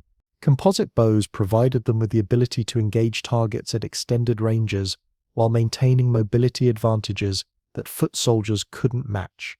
Their horses represented the finest military breeding available in the ancient world, animals specifically selected and trained to remain calm during the chaos of battle, while carrying fully armored riders across the most difficult terrain imaginable. Glaber's strategic approach to the campaign reflected centuries of accumulated Roman military doctrine for dealing with irregular opponents operating in mountainous terrain where conventional tactics might prove ineffective. Rather than attempting direct frontal assaults against rebel positions that would require costly attacks, uphill against defenders holding every possible advantage, the experienced praetor chose to implement a comprehensive siege strategy designed to systematically starve the rebels into submission while minimizing Roman military casualties. This decision demonstrated sophisticated understanding of both military tactics and political realities. Successful commanders preserved their soldiers' lives while achieving strategic objectives, earning them political advancement and future opportunities. Failed generals who suffered unnecessary casualties faced disgrace and career destruction. The siege represented the optimal approach for achieving victory while maintaining the kind of casualty ratios that enhanced rather than damaged political reputations. The siege of Mount Vesuvius commenced in earnest during the blazing summer of 73 BCE, with Roman engineering corps establishing heavily fortified camps at carefully selected strategic locations around the mountain's base. These positions weren't randomly chosen bandos tours, indeed. They represented the result of detailed reconnaissance and military analysis that identified critical terrain features essential for controlling rebel movement and supply lines. Roman camps controlled access roads that might allow rebel reinforcements or supplies to reach the mountain stronghold. They dominated water sources that rebels might need for survival during extended siege operations. The strategic positions blocked communication routes that might allow rebels to coordinate with potential supporters scattered throughout the surrounding countryside. Every decision reflected the systematic approach that had made Roman military engineering legendary throughout the ancient world. The Roman camps themselves followed standardized military engineering practices that had been refined through generations of frontier warfare and siege operations. Earthwork ramparts provided substantial protection against projectile attacks while creating elevated positions for defensive artillery. Wooden palisades created additional barriers that would slow enemy assault attempts while channeling attacks into predetermined killing zones. Defensive ditches served multiple purposes. They complicated enemy approach routes while providing materials for constructing defensive works. Glaber's siege lines incorporated sophisticated engineering projects that showcased Roman expertise in military construction and tactical coordination. The camps were connected through an intricate network of trenches and fortified positions that created overlapping fields of fire, ensuring that any rebel attempt to break through the encirclement would immediately face concentrated resistance from multiple directions simultaneously. Communication systems throughout the siege lines utilized signal towers equipped with fire beacons and horn networks that allowed rapid information transfer between different sections of the military perimeter. These systems enabled coordinated responses to rebel activities while maintaining command and control over thousands of soldiers deployed across miles of difficult terrain. The Roman supply system supporting the siege operation functioned with the characteristic efficiency that sustained imperial armies across 3 continents. Logistics officers organized regular supply convoys from Capua and other regional centers, delivering the massive quantities of grain, wine, olive oil, and specialized provisions necessary to maintain thousands of professional soldiers in peak fighting condition over extended periods. These weren't simple supply deliveries. They represented complex logistical operations that demonstrated Roman administrative capabilities and economic resources. The empire could sustain major military operations indefinitely through systematic exploitation of conquered territories and efficient transportation networks that moved resources across vast distances. Roman siege preparations included comprehensive support facilities that revealed their expectation of prolonged military operations. Field hospitals staffed by experienced military surgeons provided medical care that kept soldiers effective, despite the inevitable injuries and illnesses of campaign life. Workshops maintained and repaired equipment while producing specialized siege engines and construction materials. Administrative facilities managed the complex paperwork required for military operations involving thousands of personnel and massive resource expenditures. From his command position within the main siege camp, Glaber could observe the rebel encampment positioned strategically on the mountain slopes through the crystal-clear Mediterranean air that provided excellent visibility across the entire Campanian landscape. The Roman commander carefully studied rebel defensive preparations through experienced military eyes, noting details that would influence his tactical planning and strategic decisions. The rebels had constructed crude but effective fortifications using natural materials and basic engineering techniques that suggested considerably higher levels of military sophistication than he had initially expected from escaped slaves with limited military experience. Guard posts were positioned to maximize observation capabilities while providing mutual support during potential attacks. Defensive works utilized natural terrain features to enhance their effectiveness without requiring sophisticated construction techniques or specialized materials. However, these observations only reinforced Glaber's confidence that his siege strategy would ultimately achieve complete success. The rebels' defensive position appeared formidable from a distance, but military analysis revealed inherent vulnerabilities that systematic siege operations could exploit through patience and sustained pressure rather than costly frontal assaults. Mount Vesuvius offered the rebels significant defensive advantages that any experienced military commander would recognize immediately. The mountain's steep slopes and rocky terrain made direct assault attempts extremely difficult, forcing attackers to advance uphill against defenders who could rain down projectiles and roll boulders onto advancing formations with devastating effect. Natural observation points provided excellent surveillance capabilities that allowed rebel lookouts to monitor Roman movements across the surrounding countryside while maintaining secure communications. But experienced military analysis also identified critical weaknesses in the rebel position that proper siege tactics could systematically exploit. The mountain's water sources were limited to a few natural springs that Roman forces could potentially control or contaminate through engineering operations. Food supplies depended entirely on foraging and hunting within the mountainous terrain, natural resources that would quickly prove insufficient to support the rapidly growing rebel population. Most importantly, from Roman strategic perspective, the rebels appeared completely trapped on the mountain, with no viable escape routes that wouldn't expose them to devastating attacks from prepared Roman positions. The siege lines had been positioned specifically to eliminate retreat options while maximizing Roman tactical advantages during any breakout attempts. Psychological warfare represented a crucial component of the siege operation, reflecting sophisticated Roman understanding of the mental pressures that could systematically break enemy morale over extended periods.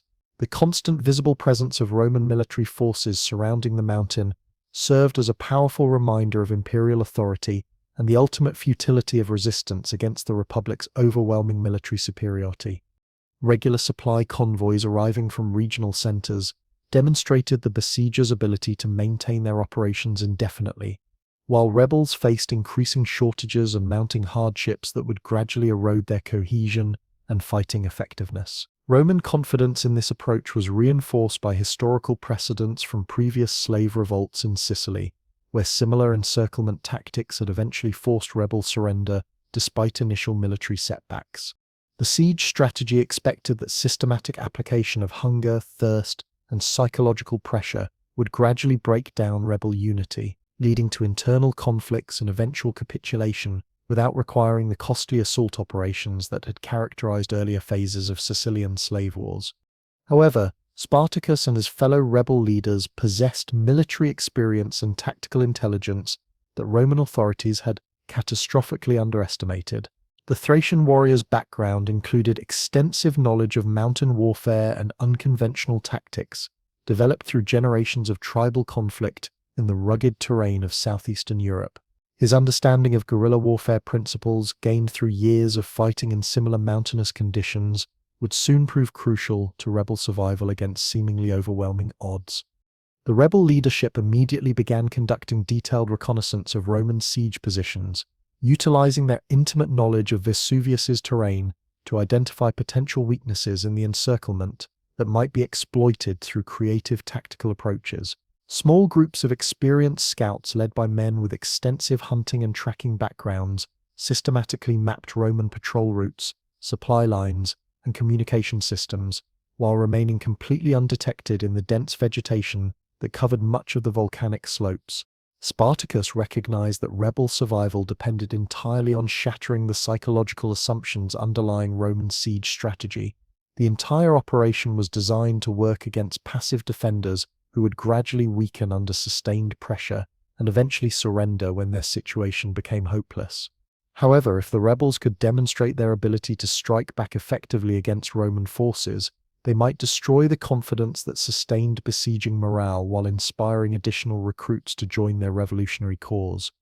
The solution to their seemingly impossible tactical dilemma emerged from careful observation of terrain features that Roman military engineers had either completely overlooked or dismissed as tactically impossible to exploit effectively.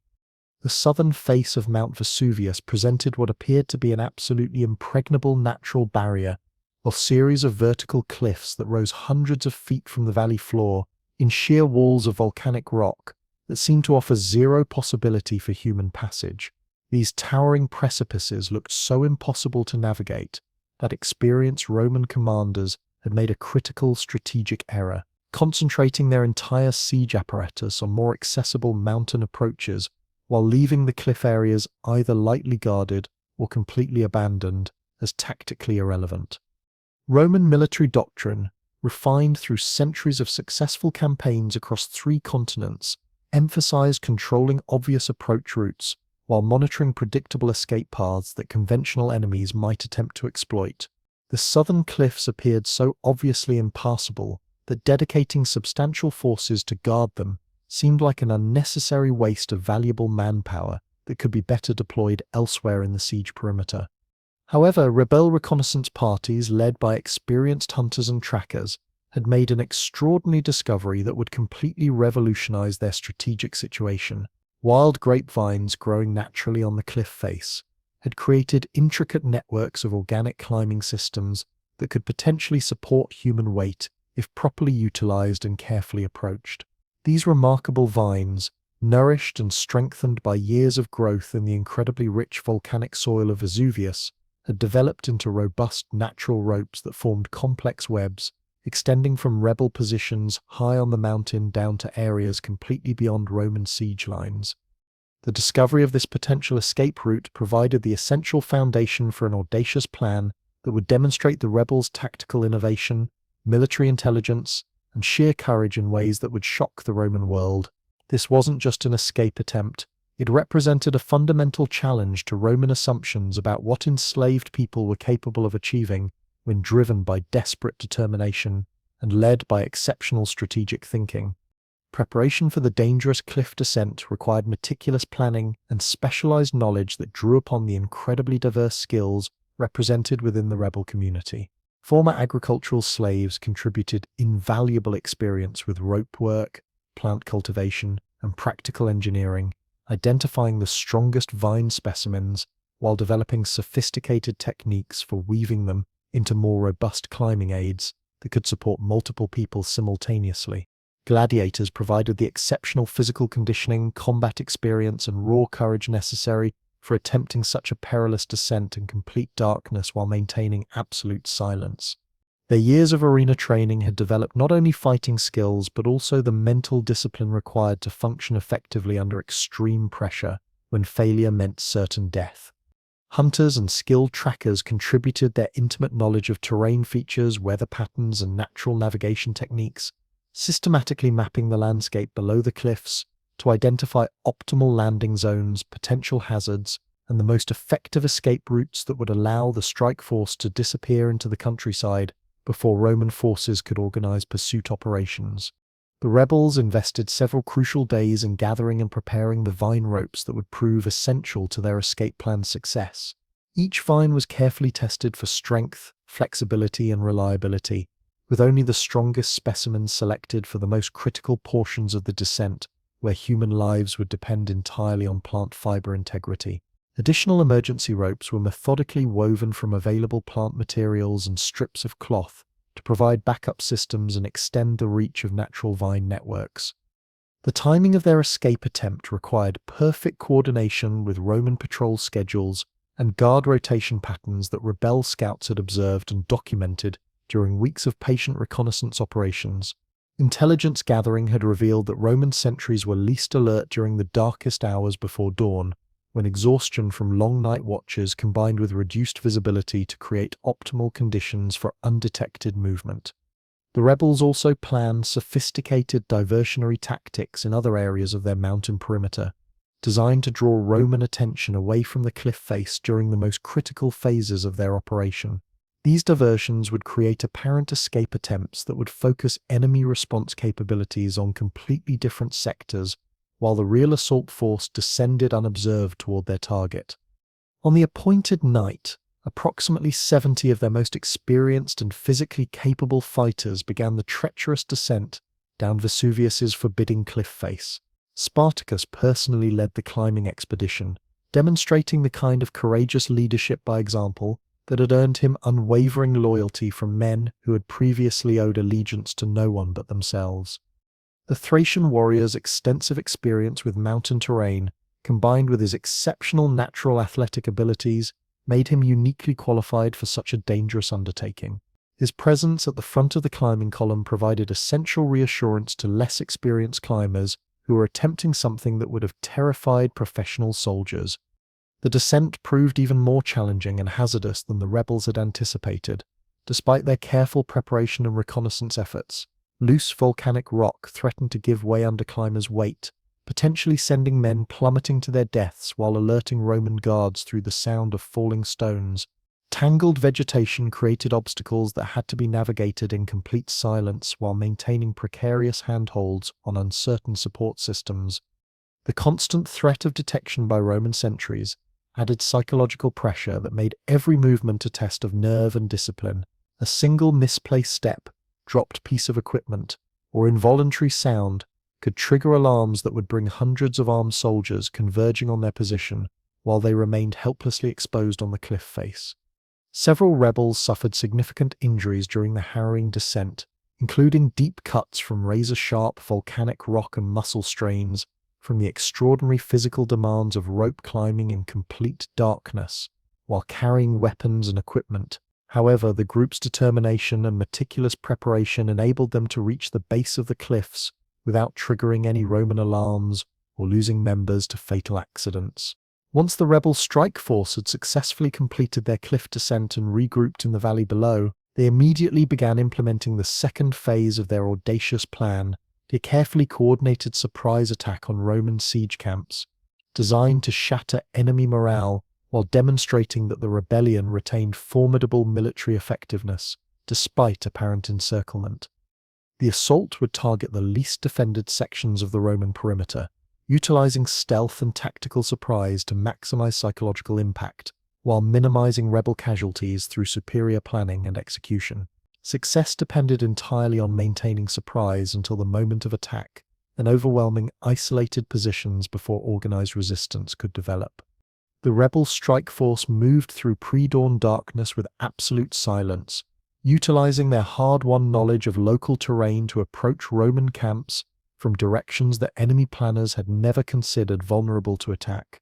Their weapons remained primarily improvised implements seized during their original escape from Capua, supplemented by tools and materials gathered during their mountain encampment.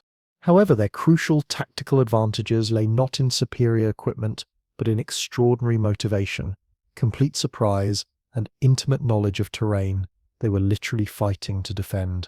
These psychological and tactical factors would prove more decisive than any material advantages Roman forces might possess. The coordinated attack began with simultaneous assaults on multiple Roman positions, creating widespread confusion that prevented effective defensive responses while maximizing the psychological impact of rebel military capabilities. Rebel fighters emerged from concealment at point-blank range, overwhelming guard posts before alarms could be raised, while spreading panic through entire sections of the supposedly secure Roman siege apparatus. The gladiators' specialized training proved absolutely invaluable during the intense close-quarters combat that characterized this assault phase.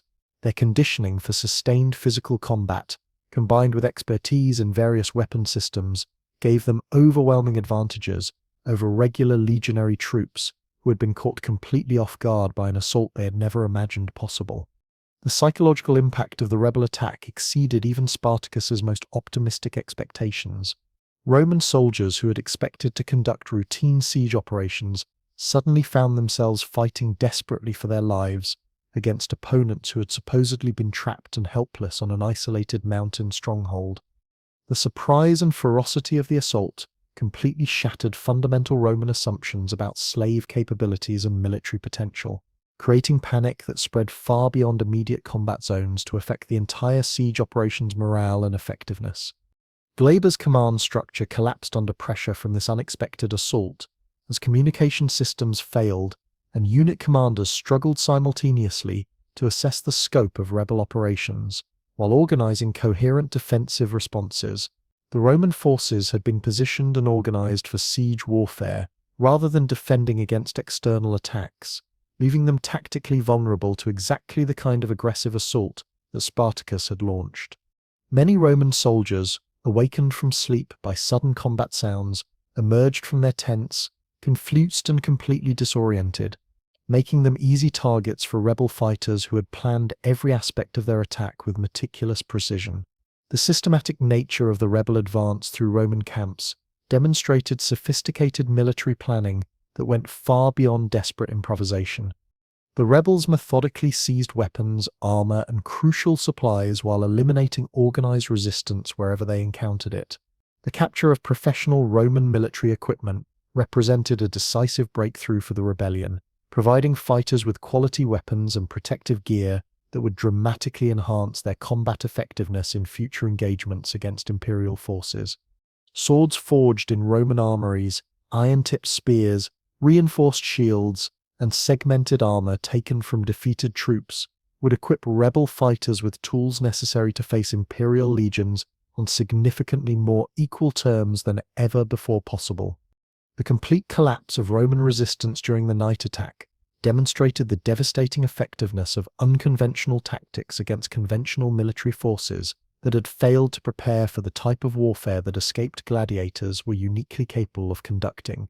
Glaber's troops, trained for pitched battles and traditional siege operations, proved catastrophically vulnerable to surprise attacks and close-quarters combat techniques that characterized gladiatorial fighting methods adapted for serious military purposes.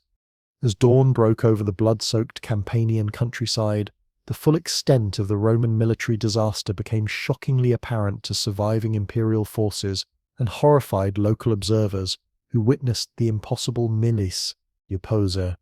Escaped slaves had not only broken a professional Roman siege, but had inflicted a humiliating defeat on legionary forces that represented the military pride of the Republic itself.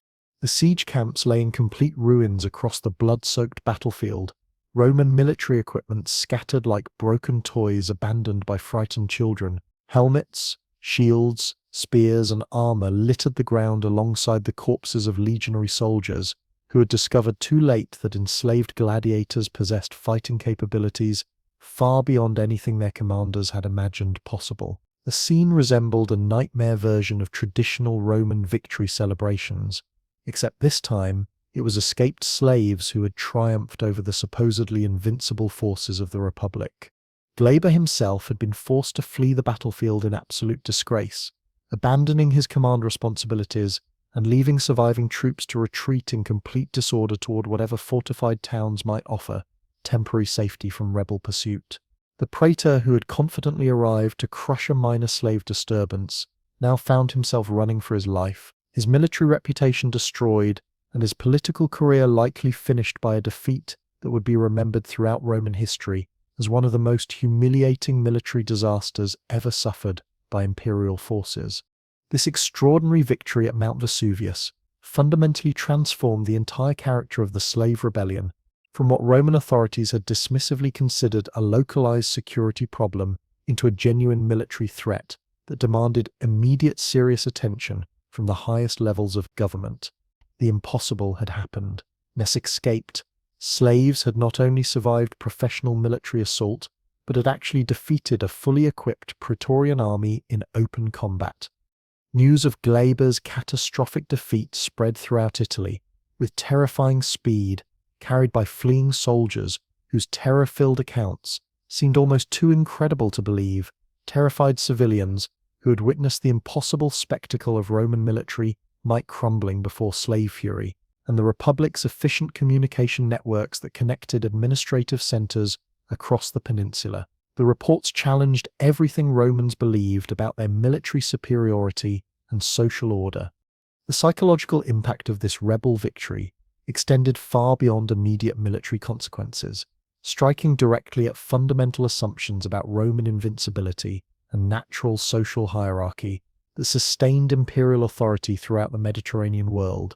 For centuries, Romans had justified their domination over other peoples through claims of military superiority and divine destiny, concepts that suddenly seemed questionable when slaves could defeat professional legions in organized combat. If enslaved people could successfully challenge and defeat Roman military forces, what did that revelation mean for the stability of an entire civilization built upon systematic exploitation of enslaved populations? The victory demonstrated conclusively that the oppressed possessed not only the capability, but also the will to resist their masters through organized violence, inspiring paralyzing fear among slave owners, while simultaneously encouraging resistance movements among enslaved populations throughout the empire. The aftermath of Glaber's defeat triggered a dramatic expansion of the rebel movement, as thousands of additional slaves abandoned their masters' estates to join what now appeared to represent a genuinely viable path toward freedom. Agricultural workers throughout Campania and surrounding regions left their fields and workshops en masse, swelling rebel ranks with recruits who brought diverse professional skills and invaluable local knowledge about terrain, resources, and potential targets for future operations. The rebellion was no longer confined to escaped gladiators with specialized combat training.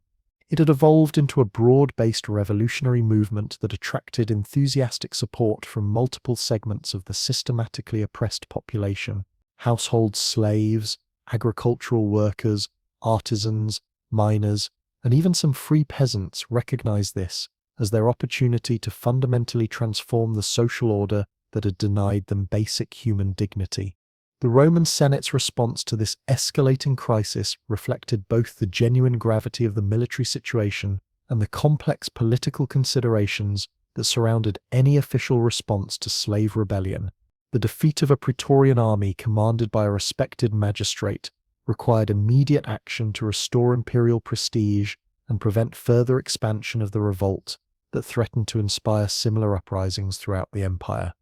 However, the assignment of additional military commands against rebellious slaves carried enormous political risks for ambitious commanders who might face similar humiliating defeats. Military failure against barbarian enemies could be explained through various excuses, but losing to escaped slaves represented a level of professional disgrace that could permanently destroy political careers and family reputations. Publius Varinius received the dangerous commission to succeed Glaber in command of military operations against the rebels, bringing substantial reinforcements and an explicit mandate to restore Roman authority throughout Campania through whatever means proved necessary. This appointment represented both an opportunity for glory and a potential path to political destruction, depending entirely on his ability to succeed where his predecessor had failed so spectacularly.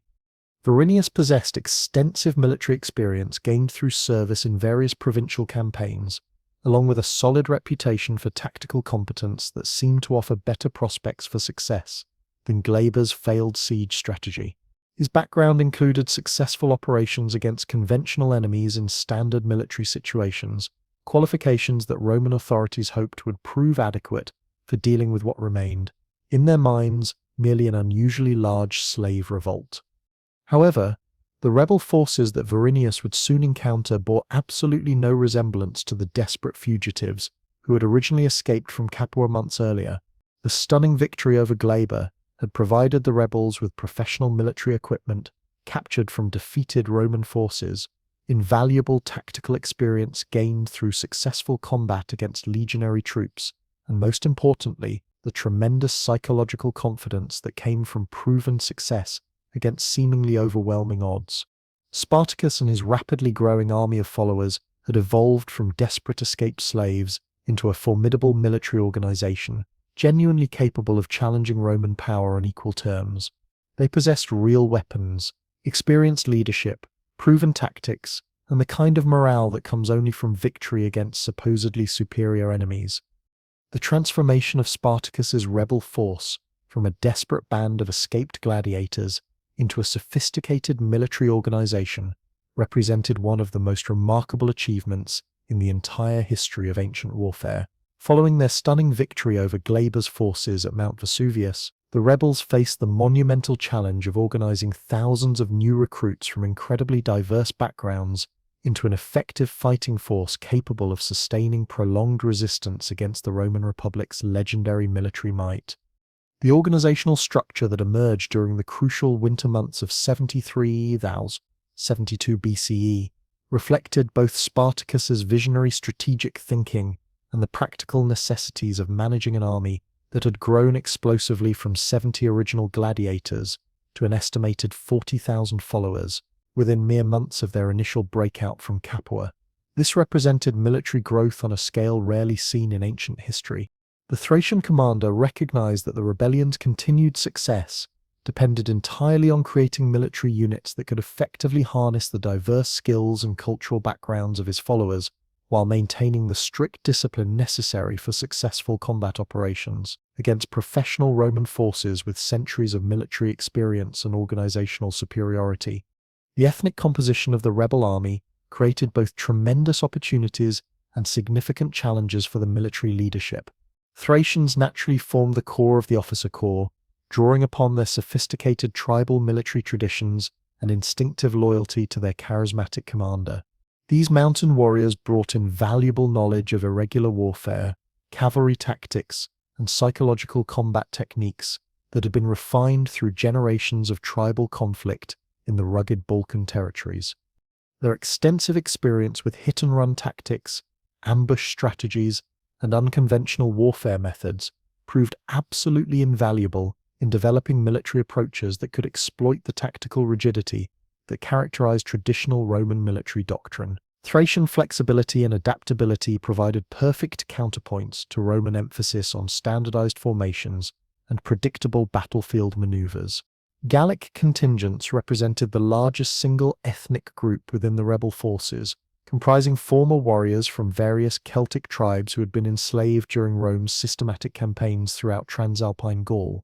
These men possessed extensive experience with large-scale organized warfare, having participated in the complex tribal conflicts that characterized Celtic society for generations before Roman conquest. Their knowledge of formation fighting, siege warfare techniques, and cavalry operations provided crucial military expertise that perfectly complemented the Thracian emphasis on irregular tactics and guerrilla warfare. The combination of Celtic conventional military knowledge with Thracian unconventional approaches created tactical flexibility that Roman commanders would find extremely difficult to predict and counter effectively. Gallic warriors also contributed sophisticated metalworking skills that proved absolutely essential for weapon production and equipment maintenance operations. Celtic smiths had developed advanced techniques for producing exceptionally high-quality iron weapons and armor, knowledge that became invaluable as the rebels established comprehensive workshops to arm their rapidly growing forces with professional-grade equipment. The distinctive Celtic sword designs, featuring longer blades and superior balance compared to standard Roman weapons, offered significant tactical advantages over the improvised kitchen implements that had initially armed the rebel forces during their escape from Capua.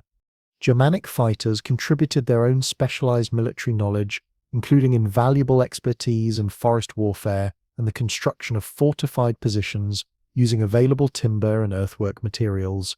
These warriors possessed extensive experience fighting Roman forces along the Rhine frontier, providing crucial tactical intelligence about legionary formations, standard equipment, and typical operating procedures used by imperial armies.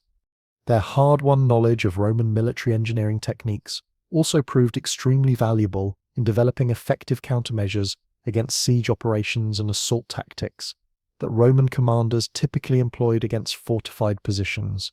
Spartacus implemented a carefully designed military hierarchy that successfully incorporated these diverse ethnic groups while maintaining absolute unity of command throughout the rebel army.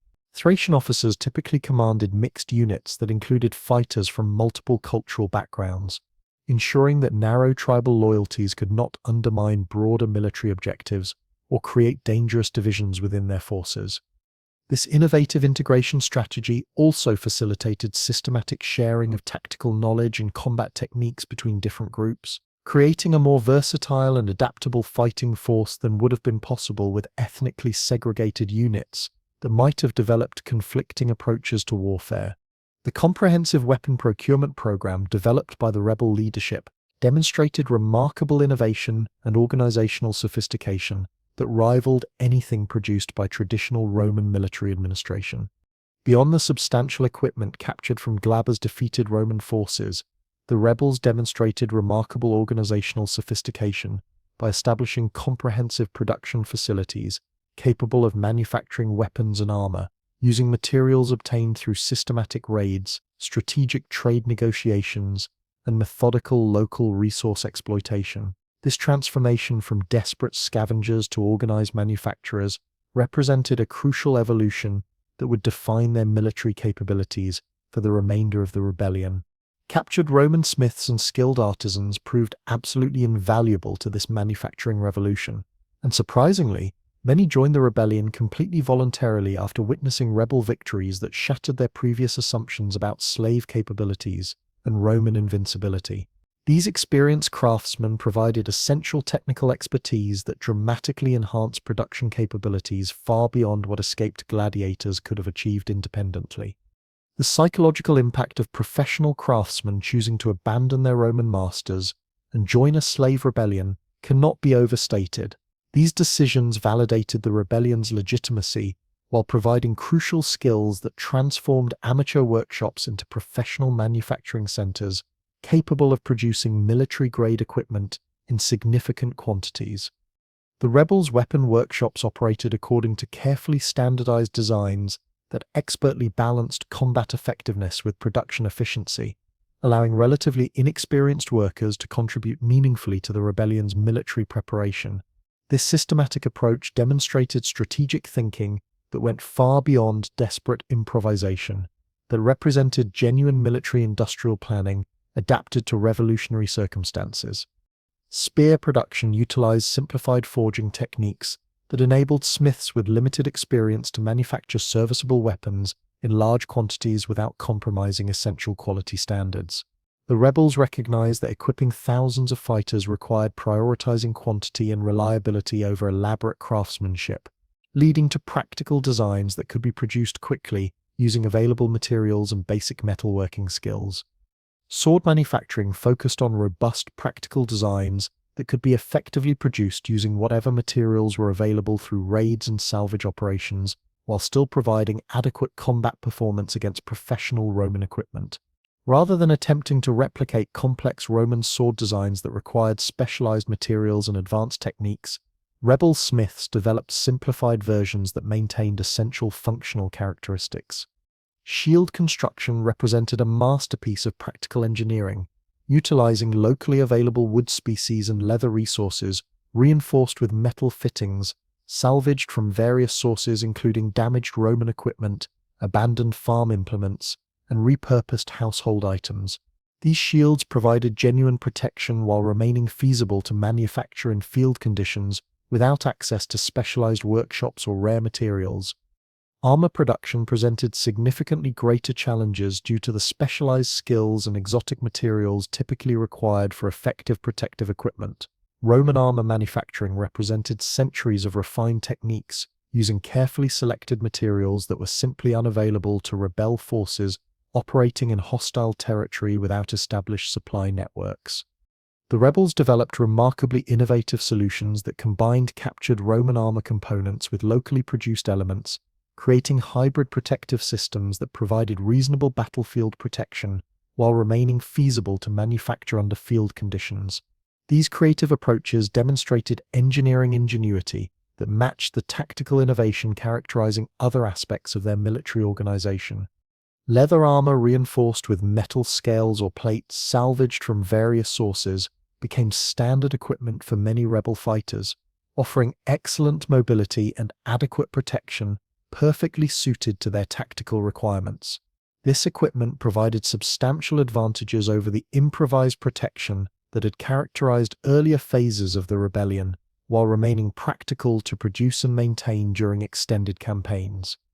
The establishment of comprehensive supply lines represented perhaps the most crucial aspect of the rebels' organizational development and their greatest departure from conventional military thinking. Traditional Roman armies relied entirely on established logistics networks that could provide regular supplies of food, equipment, replacement personnel, and other necessities through systematic exploitation of conquered territories and civilian populations. The rebel army faced the extraordinary challenge of sustaining tens of thousands of fighters while operating continuously in hostile territory without any access to conventional supply systems or friendly civilian populations. Every meal, weapon, and piece of equipment had to be obtained through their own efforts against active Roman opposition. Spartacus addressed this seemingly impossible logistical challenge through a sophisticated combination of systematic foraging operations, strategically planned raiding campaigns, and the development of mobile supply networks that could rapidly adapt to changing tactical situations and enemy countermeasures. This approach required unprecedented coordination and planning capabilities. Foraging parties operated according to meticulously planned schedules that maximized resource collection while minimizing exposure to Roman counterattacks and civilian resistance. These units included specialists with extensive knowledge of local geography, gained through years of agricultural labor, seasonal food sources that could sustain large populations, and the precise locations of stored supplies that could be requisitioned for rebel military use. The systematic raiding program targeted Roman supply convoys, military depots, and civilian settlements that could provide essential equipment and provisions for the rapidly growing rebel forces. These operations were conducted with military precision that rivaled professional Roman campaigns, using intelligence gathered by sophisticated scout networks to identify high-value targets while carefully avoiding heavily defended positions that might result in unnecessary casualties. The rebels developed specialized tactical approaches for convoy ambushes that maximized capture of valuable supplies while allowing rapid withdrawal before Roman reinforcements could arrive to trap raiding parties in disadvantageous positions. These techniques demonstrated tactical sophistication that Roman commanders had never encountered from irregular opponents. Mobile workshops accompanied the rebel army throughout its movements, providing essential services for equipment maintenance and repair that kept weapons and armor functional during extended campaigns. These facilities represented remarkable innovations in military logistics, as they could be rapidly assembled and completely disassembled as tactical situations required, ensuring that rebels maintained crucial logistical capabilities even during the most challenging operational circumstances. Skilled craftsmen worked alongside these mobile workshops, continuously repairing damaged weapons, maintaining protective armor, and producing specialized equipment needed for specific operations. This capability gave the rebel army unprecedented independence from fixed installations that might be captured or destroyed by Roman forces. The winter encampment, established by the rebels in the rugged mountains of southern Italy, demonstrated their rapidly growing sophistication in military engineering and defensive construction that incorporated lessons learned from months of successful operations. Rather than simply occupying existing defensive positions or natural caves, the rebels systematically constructed elaborate fortifications that incorporated proven Roman military engineering principles with tactical innovations adapted to their specific operational requirements. These comprehensive fortifications included multiple defensive lines that could channel enemy attacks into predetermined killing zones, concealed supply depots that could sustain prolonged siege operations, and sophisticated communication systems that allowed effective coordination between different sections of the extensive rebel positions.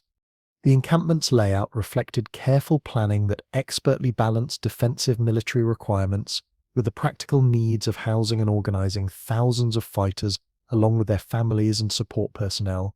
This represented the creation of a complete military society rather than merely a temporary refuge for desperate fugitives. Living areas were systematically arranged according to military unit organization, facilitating command and control while maintaining the essential social cohesion that sustained rebel morale during difficult winter months. Training areas allowed continued military instruction for new recruits joining the rebellion, while specialized workshops and storage facilities supported the complex logistical operations that kept the entire rebel army functional. The spring of 72 BCE marked the beginning of the rebels' most successful and strategically significant military campaign, as Spartacus prepared to lead his forces in a series of engagements that would definitively demonstrate their complete evolution into a formidable military organization, genuinely capable of defeating professional Roman armies in conventional battlefield encounters. The strategic situation confronting the rebels had changed dramatically since their initial desperate escape from Capua, as Roman authorities now fully recognized the rebellion as a serious military threat, requiring systematic suppression through deployment of professional military forces commanded by the Republic's most experienced generals. The Senate's response to this escalating crisis involved the unprecedented assignment of both consuls for 72 BCE to command operations against the rebels, reflecting both the genuine gravity of the military situation and the enormous political importance of achieving decisive victory that would restore Roman prestige and authority throughout Italy.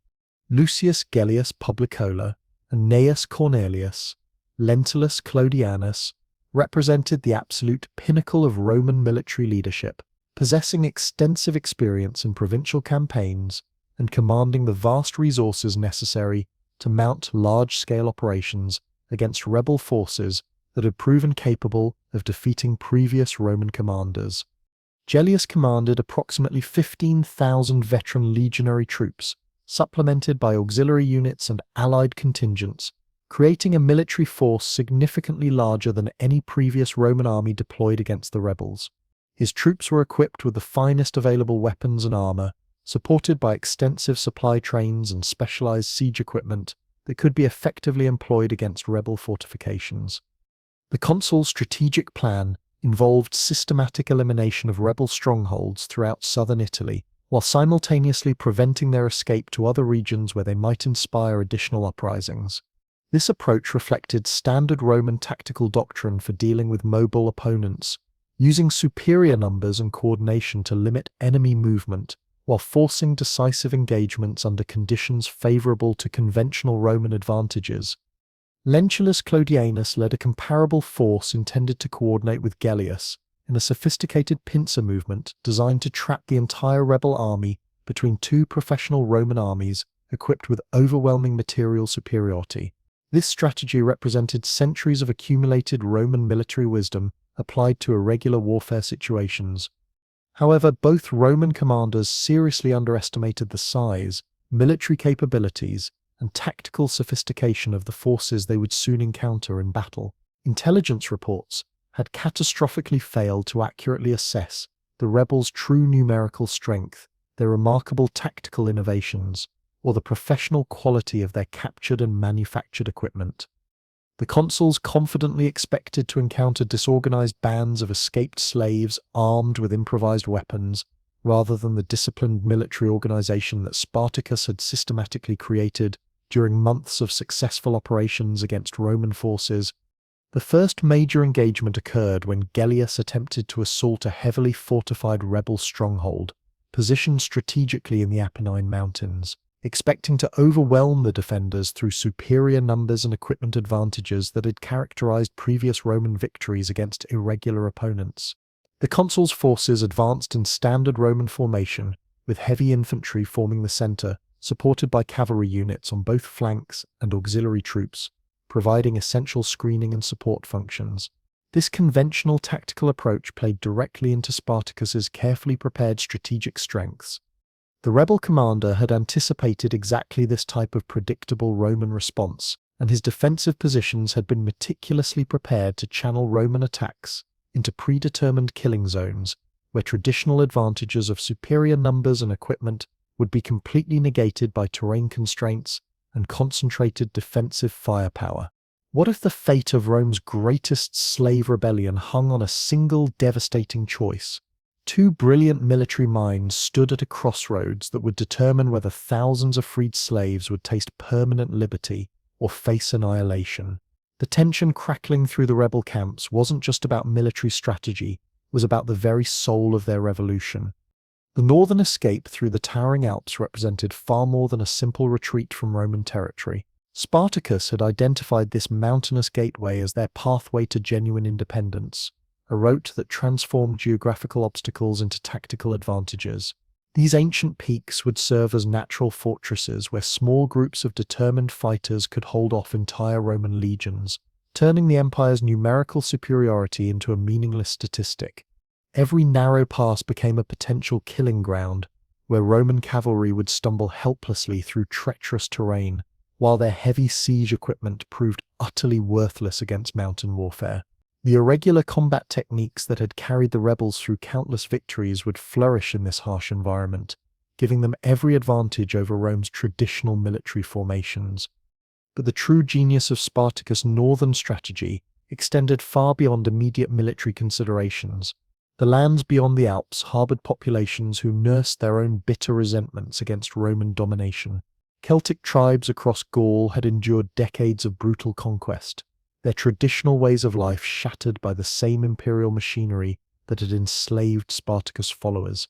These potential allies represented more than just sympathetic neighbors. They offered supplies, fresh recruits, and invaluable local intelligence that could transform a desperate escape into a triumphant liberation. The rebel coalition itself provided compelling reasons for choosing the northern route. Germanic and Celtic warriors within their ranks possessed intimate familiarity with the Alpine territories, understanding the hidden paths and seasonal patterns that would prove essential for successful passage. Their eagerness to return toward ancestral homelands would sustain morale through the most challenging phases of the journey, while their tribal connections could facilitate crucial negotiations with mounting communities. Spartacus envisioned something revolutionary beyond mere escape: the establishment of free settlements that would embody the principles of equality and justice that had emerged during their struggle. The rebel camps had already demonstrated that alternative social structures were possible, creating functional communities where former slaves governed themselves according to democratic principles. The fertile valleys of Gaul offered agricultural potential capable of supporting substantial populations, while the region's distance from Roman power centers would provide essential security during vulnerable early years of settlement. Yet this visionary northern strategy faced explosive opposition from within the rebel leadership itself. Crixus, commanding the largest ethnic contingent within their forces, championed a radically different approach that threatened to shatter the coalition that had sustained them through their greatest triumphs. The Gallic commander rejected retreat as cowardly abandonment of their revolutionary mission, arguing instead for continued aggressive operations that would inspire empire-wide uprisings. The disagreement revealed fundamental philosophical divisions that had been masked by military success, but now threatened to destroy everything they had built together. Crixus believed their unprecedented victories had exposed Roman vulnerability in ways that demanded immediate exploitation.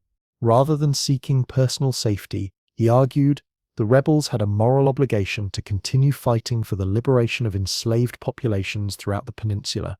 His warrior culture background shaped this perspective, emphasizing honor through aggressive action rather than strategic withdrawal. The Gallic leader viewed the proposed Alpine retreat as betrayal of countless comrades, still suffering under Roman oppression, insisting that true victory required the complete overthrow of imperial authority rather than the mere survival of their current forces. These tactical arguments carried significant weight among fighters who had joined specifically to strike back against former masters. Crixus emphasized their current military advantages, professional equipment captured from defeated legions, shattered Roman morale following unprecedented defeats, and the potential for recruiting thousands of additional slaves from estates throughout southern Italy. He believed their movement had reached a critical threshold where continued expansion could transform localized rebellion into general revolution. The strategic debate reflected deeper tensions regarding leadership authority and decision-making processes within their diverse coalition. While Spartacus had maintained overall command through demonstrated military genius and political skill, the rebellion's growth had created multiple power centers with distinct constituencies and strategic perspectives.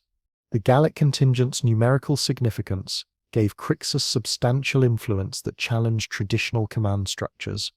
Winter councils in the rebel encampments witnessed increasingly heated exchanges as these irreconcilable differences became apparent.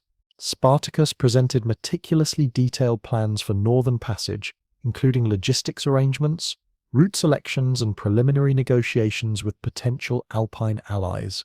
His methodical preparation demonstrated the careful planning that had characterized successful leadership throughout their campaign. However, this analytical approach contrasted sharply with Crixus's passionate appeals, emphasizing moral obligations and emotional connections to enslaved populations across Italy. The Gallic commander's fiery rhetoric resonated powerfully with warriors seeking continued confrontation with their oppressors rather than strategic retreat from conquered territories. The emerging split represented far more than simple tactical disagreement. Then exposed fundamental cultural differences in values, objectives, and leadership concepts that had existed within the coalition from its inception. Thracian emphasis on careful planning and long-term survival conflicted directly with Gallic preferences for aggressive action and immediate confrontation with enemies. Both approaches commanded significant support among different segments of their population, creating dangerous divisions that threatened operational effectiveness. The final rupture occurred during early spring of 72 BCE, when Crixus announced his intention to lead separate forces southward for continued raiding operations in Lucania and Apulia regions. This moment would determine whether the greatest slave rebellion in Roman history would achieve lasting freedom or face catastrophic destruction through internal division. The earth-shattering moment arrived when brotherhood shattered into bitter fragments. Despite Spartacus' carefully crafted northern strategy, a massive wave of defection swept through the rebel ranks like wildfire consuming dry timber. Nearly 30,000 warriors, predominantly fierce Gallic and Germanic fighters, who had proven themselves in countless battles, made their fateful choice to abandon the Thracian commander and rally behind Crixus' banner of continued aggression. This wasn't merely a disagreement between generals who represented the complete fracturing of the most powerful slave army in Roman history. The departing forces constituted roughly one-third of their total military strength, taking with them some of the rebellion's most battle-hardened veterans and proven field commanders. These weren't untrained recruits or reluctant followers, but seasoned warriors whose expertise had forged victories that had shaken the very foundations of Roman power. The immediate consequences of this division struck both factions with devastating force. Spartacus watched helplessly as crucial military capabilities vanished overnight. The departing Gallic contingent had mastered siege warfare techniques that had proven essential for capturing fortified positions, while their cavalry operations had repeatedly outmaneuvered Roman forces in open terrain. Perhaps most critically, their workshops had produced the weapons and equipment that had transformed desperate slaves into professional soldiers, capable of defeating legionary formations. Beyond material losses, the ethnic diversity that had been their greatest strategic asset evaporated in a single catastrophic moment. The rebellion had thrived precisely because different cultural groups brought complementary skills and perspectives that created tactical advantages no single population could achieve alone. Now that synergy lay in ruins, replaced by dangerous homogeneity that would limit strategic options during the challenging months ahead. Yet Crixus faced even more daunting obstacles in establishing his independent operation. While 30,000 fighters represented a formidable force by any military standard, this number proved woefully inadequate for the type of sustained aggressive campaigns the Gallic leader envisioned. The logistical networks that Spartacus had painstakingly developed over months of careful planning simply couldn't be replicated overnight by a breakaway faction operating without established supply lines or organizational infrastructure. The separated army also lacked the strategic depth and tactical flexibility that had made the unified rebel force so unpredictable and dangerous. Previous victories had relied on coordinated movements between multiple divisions, complex deception operations, and rapid concentration of forces at decisive points. Crixus's smaller army couldn't execute such sophisticated maneuvers, making it far more vulnerable to concentrated Roman counterattacks that could exploit their reduced numerical strength and limited mobility. The psychological wounds inflicted by this division spread through both camps like poison in the bloodstream. Warriors who had remained loyal to Spartacus began questioning whether the northern march represented strategic wisdom or cowardly retreat from their revolutionary mission. Doubt crept into conversations around campfires as fighters wondered if their commander had lost the aggressive spirit that had carried them through their greatest triumphs. Meanwhile, those who had followed Crixus southward harbored their own growing uncertainties. The unity that had provided strength and confidence during previous campaigns was gone, replaced by the harsh reality that their aggressive strategy would have to succeed without the resources and coordination that collective action had provided. Many began to realize that their emotional decision to choose confrontation over careful planning might have condemned them to isolation and eventual defeat. Roman intelligence networks detected this internal fracture almost immediately, recognizing it as a golden opportunity to finally crush the rebellion that had humiliated imperial authority for far too long. Military analysts in Rome understood that divided enemies could be defeated individually far more easily than the unified force that had proven so devastatingly effective in previous engagements. Senate discussions reflected both immense relief at the apparent weakening of the uprising and cold determination to prevent either faction from potentially reuniting or inspiring fresh resistance movements. Military resources were rapidly reallocated to enable simultaneous operations against both rebel segments, with specific commanders receiving detailed instructions on exploiting the tactical opportunities created by this unexpected division. Gellius received the assignment to pursue and annihilate Crixus' breakaway army before it could establish secure operational bases in southern Italy or recruit additional followers from the region's vast enslaved populations. The consul's previous humiliating defeat at rebel hands had severely damaged his political standing, making successful suppression of this separated force essential for restoring his military reputation while eliminating a significant portion of the overall rebel threat. The tactical situation strongly favored Roman forces, since Crixus's reduced army would be far easier to locate and engage than the unified rebel coalition had ever been. Traditional Roman advantages in equipment, training, and logistics could finally be brought to bear effectively against an enemy that no longer possessed the numerical strength or strategic flexibility to avoid decisive confrontation.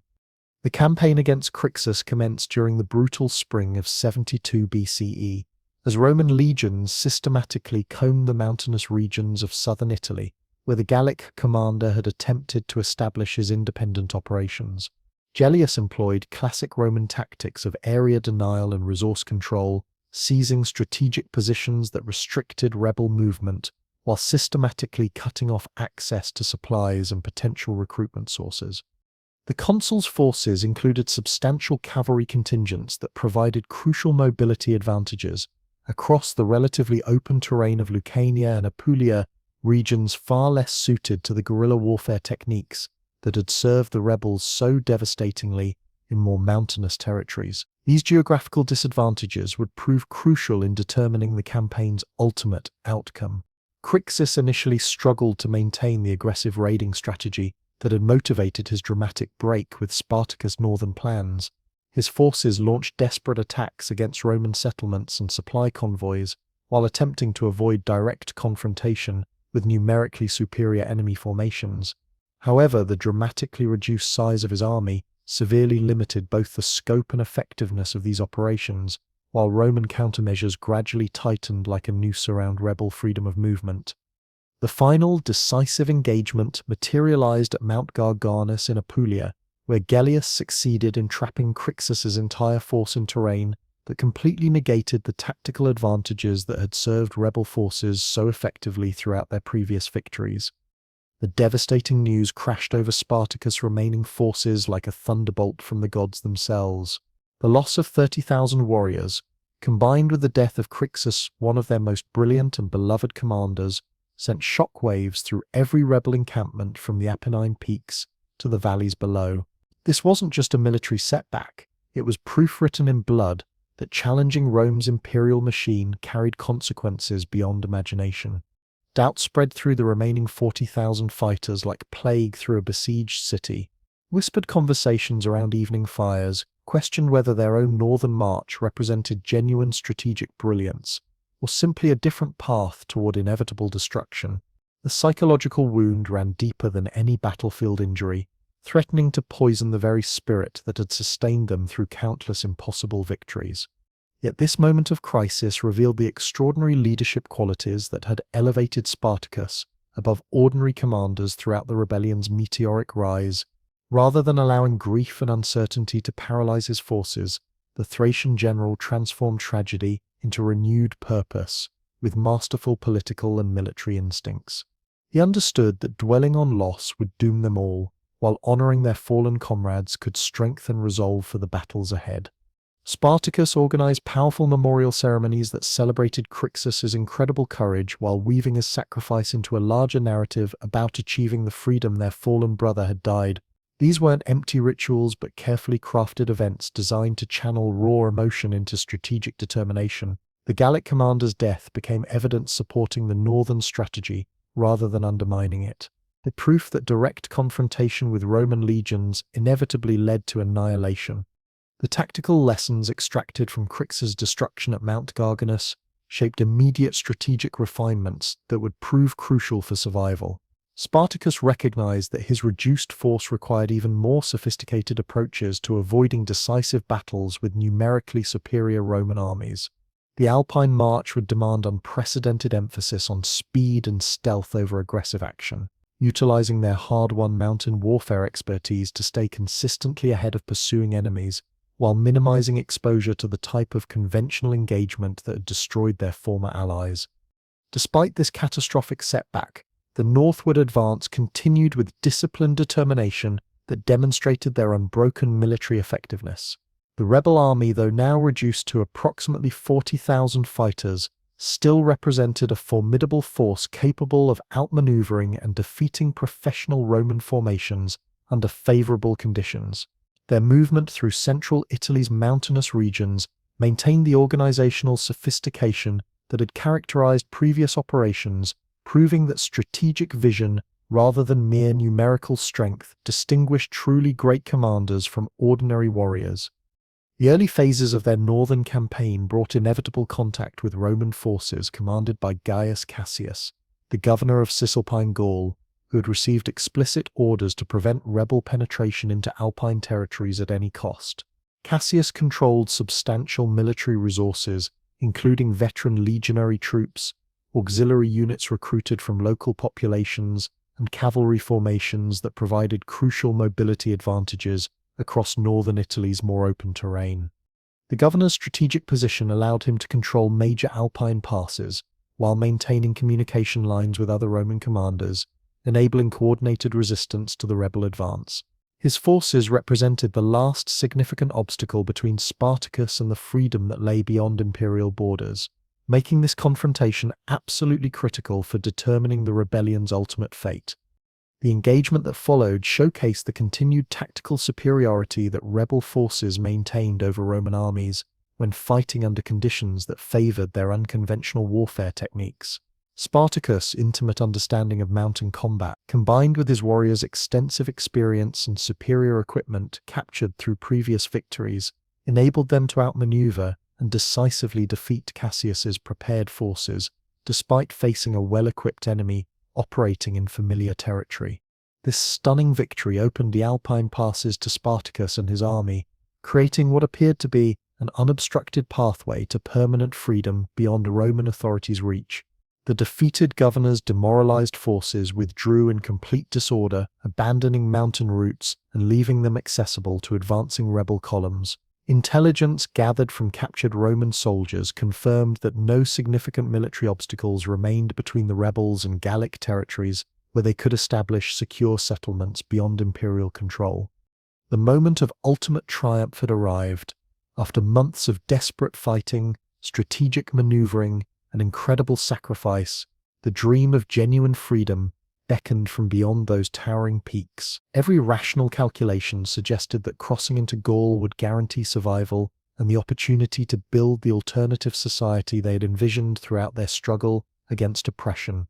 Yet in one of history's most baffling and consequential strategic decisions, Spartacus chose to halt their successful northward advance and instead ordered his entire army to turn south back toward the very heart of Roman power, from which they had been methodically retreating. This dramatic reversal has generated passionate scholarly debate for over 2 millennia as historians struggle to comprehend why a commander of proven tactical genius would abandon a successful escape route to face the concentrated might of the Roman Republic. The most compelling explanations for this fateful choice lie buried within the complex internal dynamics that had evolved throughout months of unprecedented military success. While Spartacus had maintained overall command through demonstrated victories and strategic brilliance, the diverse composition of his forces created competing pressures and conflicting expectations that couldn't be reconciled through conventional military authority alone. His army encompassed far more than escaped gladiators and agricultural slaves. It included substantial numbers of free peasants, displaced persons, and even Roman citizens who had joined their cause for various personal and political motivations. Many followers had never intended permanent abandonment of Italy, viewing the rebellion instead as an opportunity to improve their circumstances within existing social frameworks rather than escape them entirely. Agricultural slaves forming large portions of rebel ranks possessed profound connections to Italian countryside, where they had lived and labored for years or decades. Family ties, cultural bonds, and intimate knowledge of local conditions created powerful incentives to remain in familiar territories rather than venture into unknown regions beyond the Alps, where they would face entirely new challenges without established support networks. The psychological impact of sustained military success had fundamentally transformed rebel perceptions of their capabilities and long-term prospects. Their string of victories against Roman armies, including defeats of praetors and consuls, had created dangerous overconfidence that made continued resistance seem not merely possible, but inevitable, rather than recognizing their tactical advantages as temporary and circumstantial. The mountain winds carried whispers of treachery that would shatter Spartacus's northern dreams forever. As rebel scouts penetrated deeper into Alpine territories, disturbing intelligence began filtering back to the main army, intelligence that revealed a web of deception more dangerous than any Roman legion they had ever faced. The Celtic tribal leaders who had initially appeared willing to facilitate safe passage through their mountainous domains were secretly orchestrating the rebellion's destruction. These Alpine tribes existed in a delicate balance of power with Rome, bound by intricate networks of treaties, tribute arrangements, and hostage exchanges that had evolved over decades of imperial expansion. Their survival depended on maintaining Roman favor rather than harboring escaped slaves who threatened the very foundation of imperial authority. The brutal reality became clear: cooperation with Spartacus would invite devastating Roman retaliation that could annihilate entire tribal populations. Captured communications and interrogated tribal scouts revealed the horrifying scope of the betrayal being planned. Celtic chieftains were coordinating with Roman commanders to trap the massive rebel army within narrow mountain passes where escape would be impossible and destruction inevitable. The same terrain that Spartacus had viewed as natural fortification would become a killing ground where tens of thousands of his followers would face annihilation from coordinated attacks by tribal warriors and pursuing Roman forces. The logistical nightmare of supporting such an enormous force during Alpine crossing presented equally insurmountable obstacles that became more apparent as winter's grip tightened on the mountain peaks. The rebel army had swollen to include not just fighting men but families, followers, and camp followers, and a massive population, requiring tremendous quantities of food, equipment, and shelter that simply couldn't be obtained in the sparsely populated mountain regions ahead. Alpine winters were legendary for their brutality, capable of destroying entire armies that lacked specialized equipment and extensive experience in harsh mountain warfare. The rebels possessed neither adequate cold weather gear nor the survival knowledge necessary for sustained operations in conditions that regularly claimed the lives of experienced mountain dwellers. Even successful passage would likely cost thousands of lives to exposure, starvation, and disease.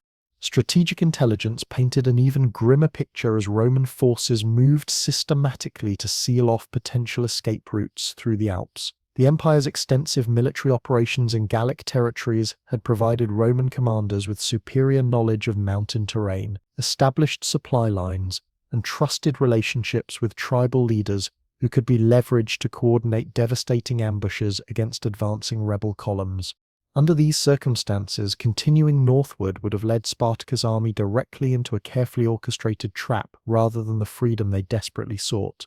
The realization that their northern strategy had been compromised forced an agonizing strategic reassessment that would fundamentally alter the rebellion's trajectory and ultimate fate. Whatever combination of factors motivated this pivotal decision, the dramatic southward turn marked a watershed moment that transformed their entire struggle. The rebel army that had seemed poised to escape Roman territory and establish permanent independence beyond imperial reach instead found itself marching back toward regions where Roman authority remained strongest and military resources most concentrated. This momentous choice eliminated the strategic flexibility that had sustained previous victories, while forcing a direct test of rebel military capabilities against the concentrated might of the Roman Republic. Yet rather than signaling defeat, the southward march demonstrated that their forces retained formidable effectiveness despite this strategic reversal. The disciplined columns moving through central Italy reflected their remarkable evolution from desperate fugitives into a professional military organization capable of complex maneuvers and sustained campaigns. Roman forces attempting to intercept or harass these advancing rebels found themselves consistently outmatched by opponents who had perfected tactical coordination through months of successful operations against superior numbers. The psychological impact of their unexpected return created widespread panic throughout territories whose inhabitants had believed the threat was moving permanently away from their lands.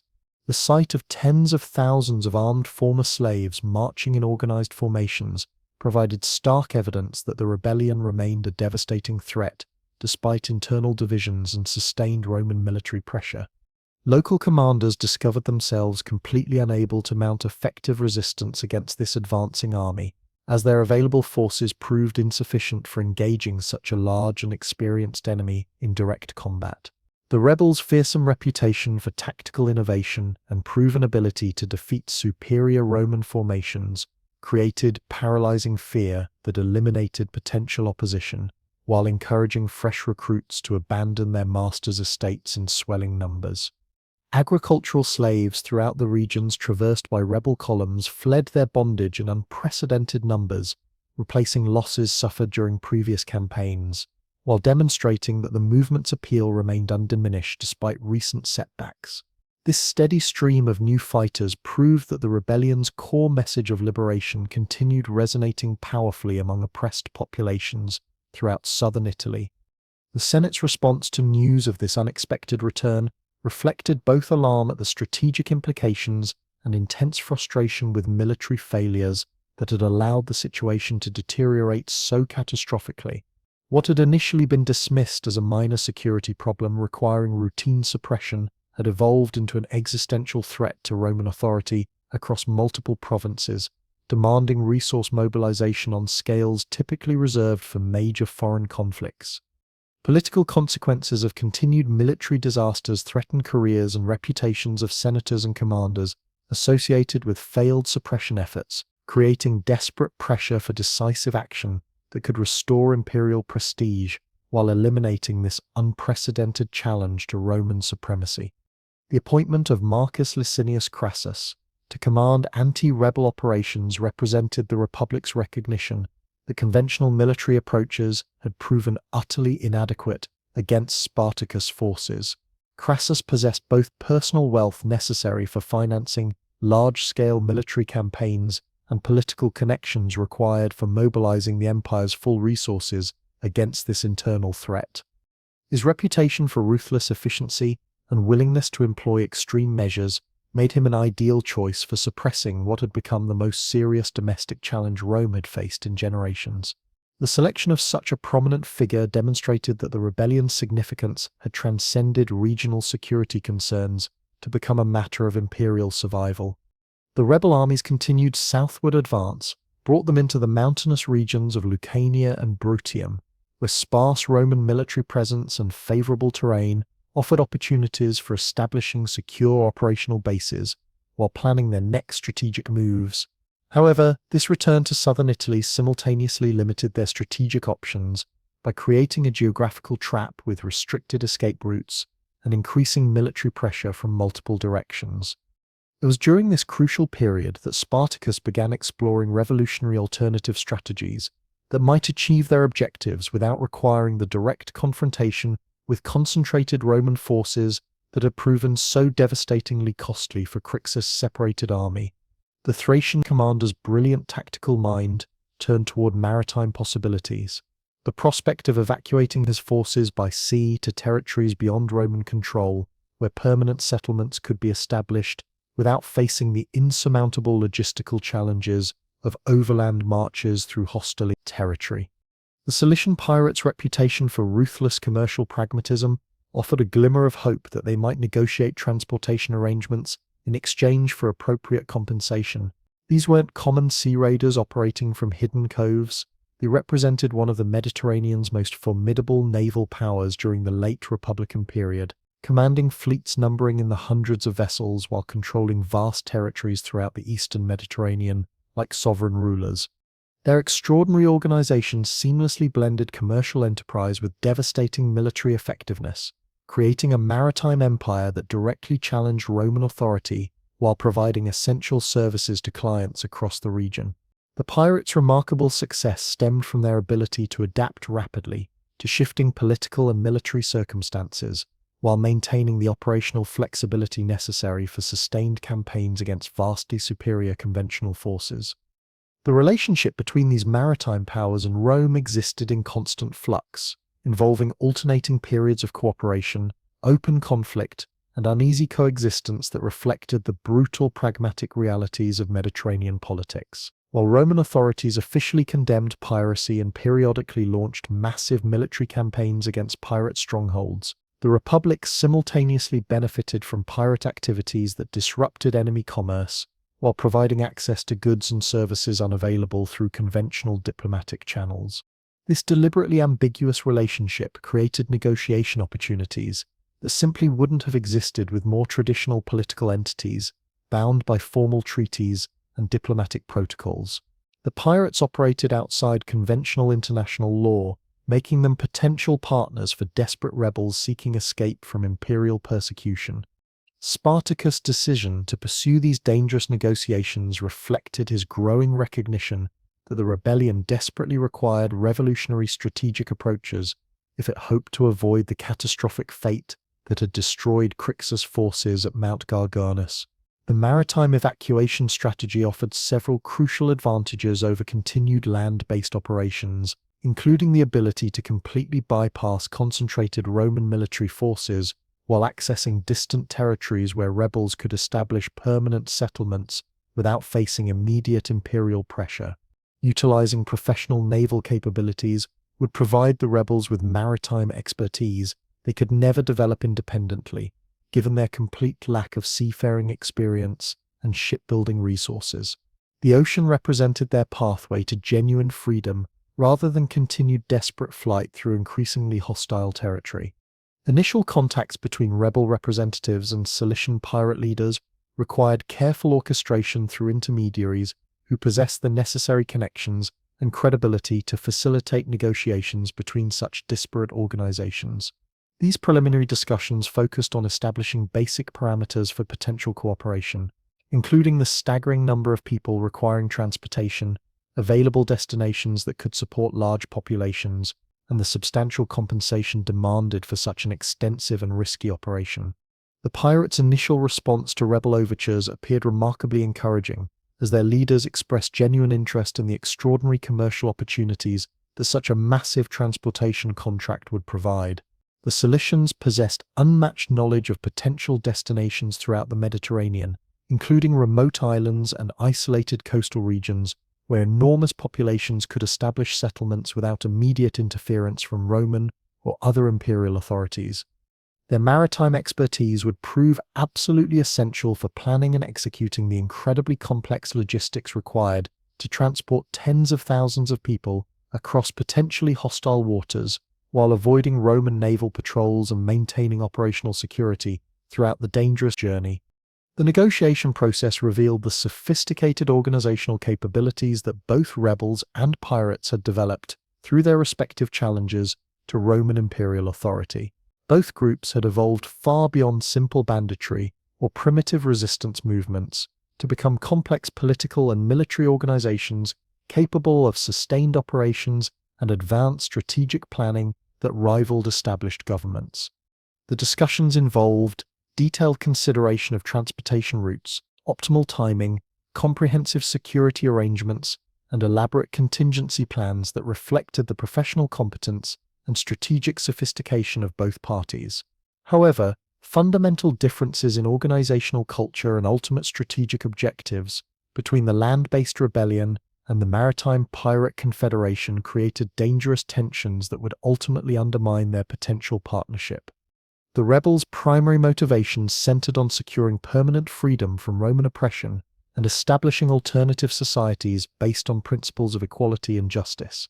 The pirates' interests focused primarily on commercial profit and maintaining their existing lucrative operations without unnecessary complications that might threaten their established business networks. These divergent priorities created increasingly serious conflicts over compensation terms, risk assessment methodologies, and operational security protocols that proved extremely difficult to resolve through conventional diplomatic channels. Each party approached negotiations from fundamentally different perspectives that made genuine compromise nearly impossible. The compensation demands presented by Cilician pirates reflected both the extraordinary scale of the proposed operation and their careful assessment of the enormous risks involved in transporting such a large and politically sensitive cargo. The pirates required payment in gold and silver that would compensate them not only for immediate operational costs, but also for potential loss of future commercial opportunities, if their cooperation with rebels resulted in increased Roman pressure on their existing enterprises. The rebels' ability to meet these staggering financial demands remained severely limited by their reliance on plunder and tribute, rather than conventional economic activity. While military successes had provided access to significant quantities of wealth through capturing Roman supply convoys and sacking various settlements, converting this wealth into specific payment forms required by pirates presented logistical challenges, complicated by ongoing military pressure from pursuing Roman forces. The negotiation process faced additional complications from the absolute need for secrecy, as any intelligence about proposed evacuation reaching Roman authorities would enable them to develop devastating countermeasures that could destroy both the rebel army and pirate fleet simultaneously. The rebels lacked secure communication networks capable of facilitating extended negotiations while maintaining operational security, forcing dangerous reliance on intermediaries whose loyalty and discretion couldn't be guaranteed under extreme pressures of the developing military crisis. As negotiations continued, Spartacus maintained his army's southward movement toward coastal regions, where proposed embarkation would occur. The rebel force established temporary camps in Brutium's mountainous terrain, utilizing natural defensive advantages to maintain security while complex diplomatic and logistical arrangements reached finalization. The rebels' presence created additional pressure on negotiation timelines as Roman forces under Crassus's command steadily closed distances, threatening to eliminate the maritime evacuation option through direct military intervention before transportation could begin. The final negotiation stages appeared to reach successful conclusion when Cilician representatives formally agreed to provide necessary ships and experienced crews in exchange for substantial payments that had been painstakingly negotiated. The pirates confirmed their capability to transport the entire rebel force, including families and followers, to Sicily, where previous slave revolts had demonstrated the genuine possibility of establishing independent territories beyond immediate Roman control. The island's strategic location and natural defensive advantages made it an ideal destination for populations seeking permanent freedom from imperial authority and the opportunity to build alternative societies based on principles of equality and justice. Then came the betrayal that shattered everything. Without warning or apparent provocation, the Cilician pirates who had accepted payment and confirmed their commitment to the transportation operation simply vanished, failing to appear at designated rendezvous points. The rebel army, positioned along the coast in preparation for embarkation, found itself completely stranded without the maritime support that had become absolutely central to their strategic survival. The horizon remained cruelly empty of the ships that should have carried them to salvation, leaving tens of thousands of desperate rebels trapped like cornered animals in Italy's southernmost peninsula. The maritime lifeline that had represented their final hope for escape had vanished without explanation, abandoning them to face the concentrated fury of Roman vengeance that was rapidly converging from every direction. The Cilician pirates' calculated abandonment of their agreement reflected ruthless commercial pragmatism that prioritized long-term survival over short-term profits from their transportation contract. These weren't impulsive decisions made by simple sea raiders, but carefully calculated strategic choices by sophisticated maritime entrepreneurs who understood that supporting a failing rebellion would compromise their entire commercial empire. Intelligence networks had undoubtedly informed Cilician leaders about Crassus's massive military preparations, convincing them that association with Spartacus would invite devastating Roman retaliation against their lucrative operations throughout the Mediterranean.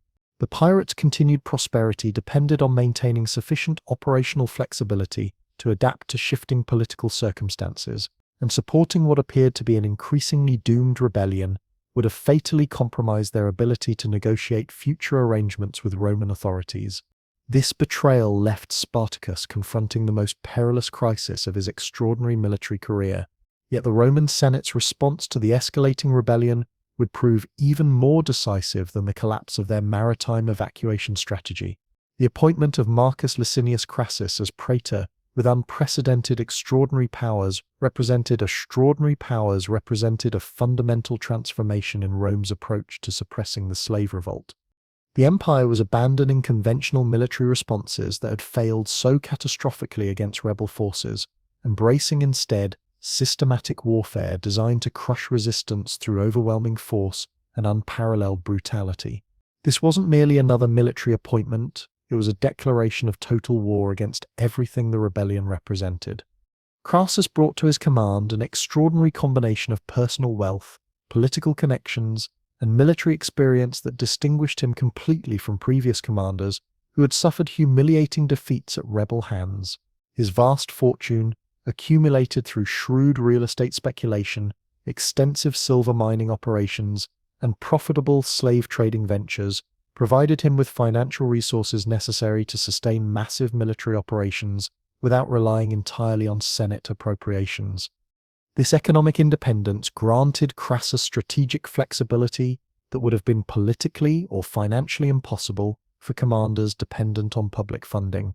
He could maintain larger armies for extended periods, employ specialized equipment and innovative tactics, and implement strategies that conventional military budgets simply couldn't support.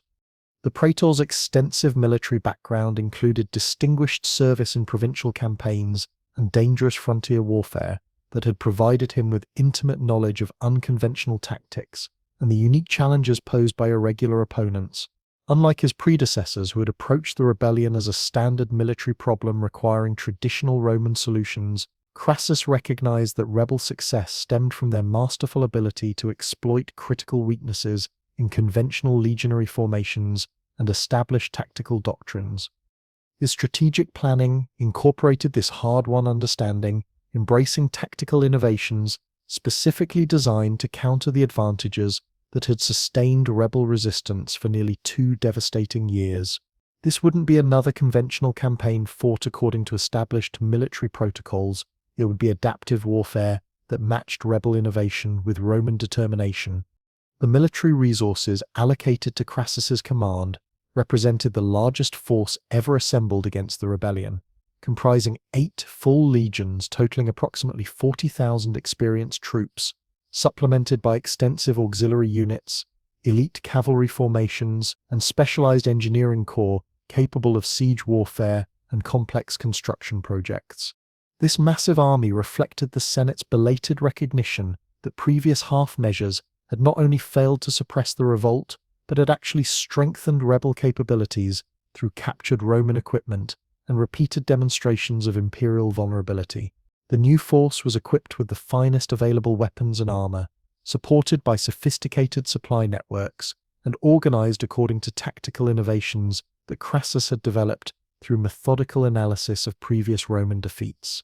The legions assigned to his command included veteran units drawn from successful campaigns in Spain, Gaul, and the eastern provinces, ensuring that his forces possessed the experience and discipline necessary for sustained operations against such formidable opponents. These weren't green recruits or demoralized garrison troops, but battle-tested professionals who had proven themselves in conventional warfare against skilled enemies and possessed the tactical flexibility required for adaptation to unconventional challenges.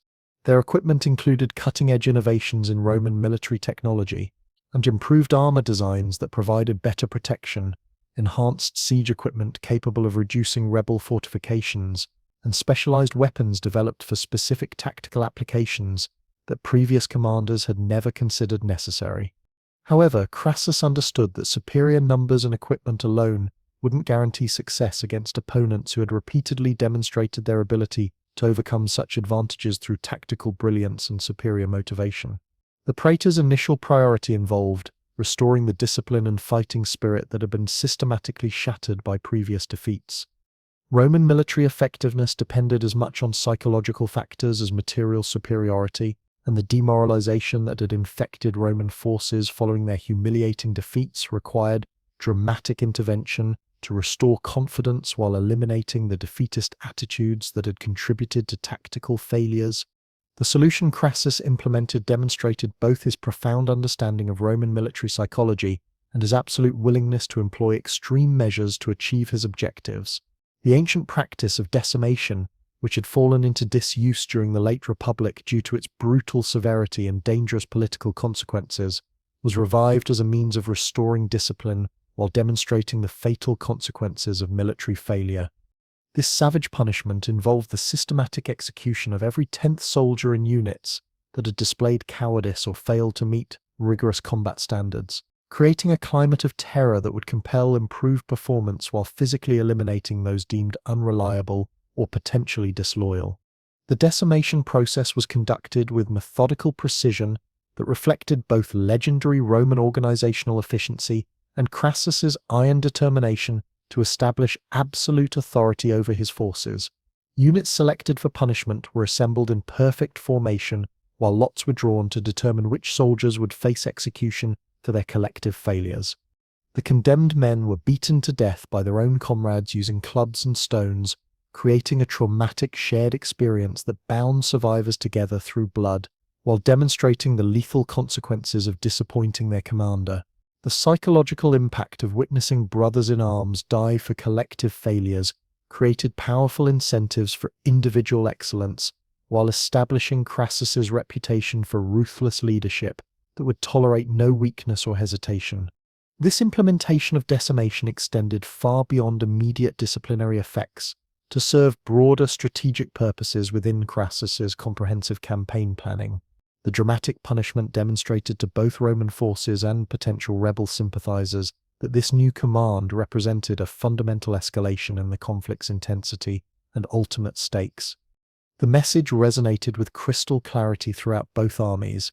This campaign would be prosecuted with unprecedented determination and systematic brutality, eliminating any possibility of negotiated settlement or partial success. The rebels would face complete annihilation or achieve total victory, with no middle ground available for compromise or accommodation. The restoration of Roman military discipline through brutal decimation was merely the foundation for Crassus's revolutionary approach to crushing the rebellion. Standard Roman formations underwent radical modifications designed to provide unprecedented mobility and responsiveness, while entirely new combat techniques were developed specifically for fighting in the treacherous mountainous terrain where rebels had achieved their most devastating victories against imperial forces.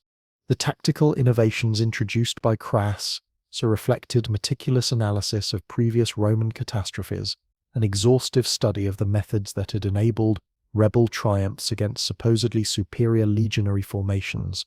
Traditional Roman military doctrine, with its rigid emphasis on disciplined coordination and synchronized movement, had proven disastrously vulnerable to the lightning-fast hit-and-run tactics and terrain advantages that rebels exploited with devastating effectiveness. The revolutionary new approaches emphasized smaller unit operations that could respond rapidly to changing battlefield conditions, enhanced communication systems that maintained coordination across dispersed forces, and tactical flexibility that could adapt instantly to unexpected developments without sacrificing the disciplined coordination that remained absolutely essential to Roman military superiority. Intensive training programs were completely redesigned to prepare Roman forces for the specific challenges they would inevitably face in combat against experienced gladiators and former warriors who possessed superior individual fighting skills honed through years of arena combat and battlefield survival. Soldiers practiced relentlessly in techniques for brutal close-quarters combat, irregular warfare operations, and complex maneuvers in difficult terrain that had never been emphasized in conventional military preparation. The enhanced training regimen also incorporated sophisticated psychological conditioning, designed to overcome the paralyzing fear and demoralization that had contributed to previous Roman failures. Confidence was systematically built through demonstrated competence and repeated success in controlled training environments that simulated the chaos and terror of actual combat against rebel forces. While implementing these comprehensive military reforms, Crassus's strategic planning focused on constructing massive fortifications designed to trap rebel forces permanently in southern Italy, while eliminating their crucial strategic mobility. This project represented one of the most ambitious engineering undertakings in Roman military history. The construction of a continuous barrier spanning the entire width of the Bruttium Peninsula that would prevent any rebel movement while creating ideal conditions for systematic destruction through siege warfare and relentless attrition. The fortification system that Crassus envisioned stretched from the Tyrrhenian Sea to the Ionian Sea, spanning approximately 37 miles of incredibly challenging mountainous terrain that included dense forests, rushing rivers, and steep ridges that severely complicated construction while providing natural defensive advantages for the completed barrier. The barrier itself consisted of a continuous earthwork rampart, rising 15 feet high and topped with formidable wooden palisades, fronted by a defensive ditch 15 feet deep and equally wide that was filled with thousands of sharpened stakes designed to impede any assault attempts by desperate rebel forces. The scale of this construction project required coordinated labor from thousands of soldiers working continuously around the clock for several grueling months, demonstrating both legendary Roman engineering capabilities and Crassus's absolute determination to eliminate any possibility of rebel escape. The strategic concept underlying this massive fortification reflected Crassus's profound understanding that the rebels' greatest advantage lay in their remarkable mobility and proven ability to choose precisely when and where to engage Roman forces on favorable terms. By trapping them within the confined space of southern Bruttium, the barrier would eliminate these crucial tactical advantages while creating battlefield conditions that strongly favored Roman strengths in conventional siege warfare and sustained military operations. The trapped rebels would face an impossible choice: either assault the fortifications directly, exposing themselves to concentrated Roman defensive fire from prepared positions, or remain imprisoned in territory with severely limited resources that simply could not sustain their enormous army indefinitely. Either option would lead to their eventual destruction through different but equally effective means. The construction process revealed the sophisticated logistical capabilities that Roman military engineering had developed through centuries of campaign experience across diverse terrains and climates. Complex supply lines were established to provide the enormous quantities of specialized tools, construction materials, and daily provisions required for such an extensive project, while experienced engineering units supervised advanced construction techniques that ensured both structural integrity and maximum defensive effectiveness. The massive undertaking proceeded according to carefully coordinated schedules that synchronized different sections of the barrier, while maintaining constant security against potential rebel attacks on vulnerable construction sites. Every aspect of the project demonstrated Roman organizational superiority and strategic thinking that rebels simply couldn't match. The psychological impact of this fortification project extended far beyond its immediate military objectives, serving as a visible demonstration of Roman determination and engineering prowess, designed to systematically demoralize rebel forces while inspiring renewed confidence among Roman troops and anxious civilian populations throughout the region. The sight of the massive barrier rising relentlessly across the landscape provided tangible evidence that the rebellion would face systematic suppression through methods that rebels could neither match nor counter effectively. The construction also demonstrated Crassus's strategic patience and willingness to invest substantial time and resources in comprehensive solutions rather than seeking quick victories through conventional military action that had repeatedly failed. The rebel response to construction of Crassus's barrier revealed both their continued military capabilities and the increasingly desperate strategic limitations they faced in their deteriorating situation. Spartacus organized systematic attacks on construction sites, attempting to disrupt the work while capturing valuable tools and materials that could be repurposed for rebel defensive preparations. These operations demonstrated that rebels retained significant tactical effectiveness and maintained their ability to coordinate complex military actions despite mounting pressures from encirclement and growing resource shortages.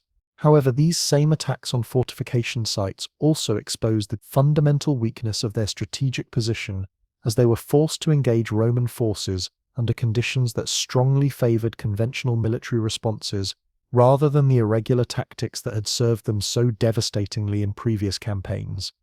The construction sites were heavily defended by troops specifically positioned and trained to repel rebel assaults, while the relatively open terrain around many work areas completely negated the terrain advantages that had been absolutely crucial to previous rebel successes.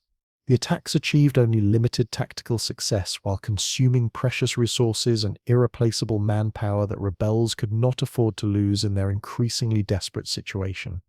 The completion of major barrier sections during the brutal winter months of 72–71 BCE marked a decisive shift in the strategic balance between Roman and rebel forces that would determine the rebellion's ultimate fate. The fortification had achieved its primary objective of restricting rebel movement and eliminating their ability to seek essential supplies and fresh recruits from the broader Italian countryside. The trap was closing with mechanical precision, and escape was becoming impossible. The rebels found themselves imprisoned within a geographical nightmare that spelled their doom with mathematical certainty. Confined to an area utterly incapable of sustaining their massive numbers indefinitely, they watched helplessly as Roman forces maintained secure supply lines and unlimited reinforcement capabilities that guaranteed overwhelming long-term advantages in any prolonged confrontation. The siege conditions created by Crassus's completed fortifications began producing exactly the devastating effects the praetor had coldly anticipated. Food shortages and resource constraints systematically weakened rebel capabilities while mounting relentless pressure on their leadership to attempt increasingly desperate breakout operations that would likely result in catastrophic casualties. The crushing psychological pressure of total encirclement, combined with the visible evidence of Roman engineering superiority stretching endlessly across the horizon, began systematically eroding the confidence and unity that has sustained the rebellion through its most dangerous previous challenges. Desertion rates climbed steadily as individual rebels reached the inevitable conclusion that continued resistance offered absolutely no realistic prospects for survival or success. Crassus's methodical approach to suppressing the rebellion contrasted dramatically with the hasty and frequently poorly coordinated tactics employed by his predecessors, reflecting both his personal strategic philosophy and his profound understanding of the specific challenges posed by these extraordinary rebel forces. Rather than seeking immediate confrontation or attempting to achieve quick victories through conventional military action that had repeatedly failed, the praetor implemented a systematic campaign designed to methodically eliminate rebel advantages while maximizing Roman strengths in sustained operations and superior resource management.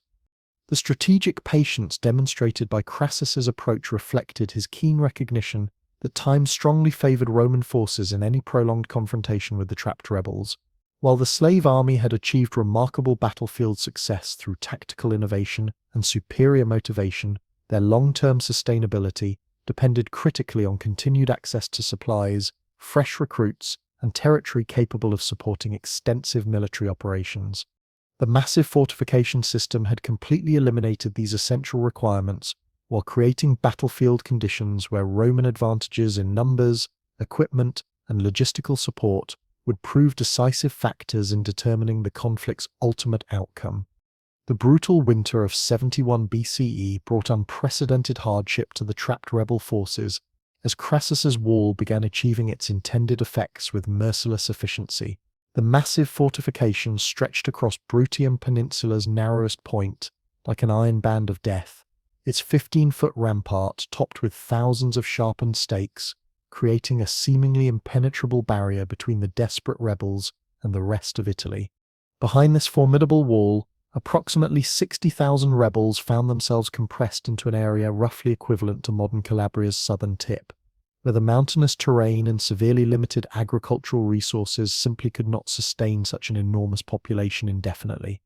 The psychological pressure of complete encirclement began manifesting in ways that threatened the internal cohesion that had sustained the rebellion through its previous impossible challenges. Food rationing became increasingly severe as foraging parties returned with steadily diminishing supplies from countryside that had been systematically stripped of resources. The rebels had consumed or destroyed most readily available provisions during their initial occupation of the region, and the systematic nature of their confinement prevented any access to the agricultural wealth of central Italy that had previously sustained their extensive operations.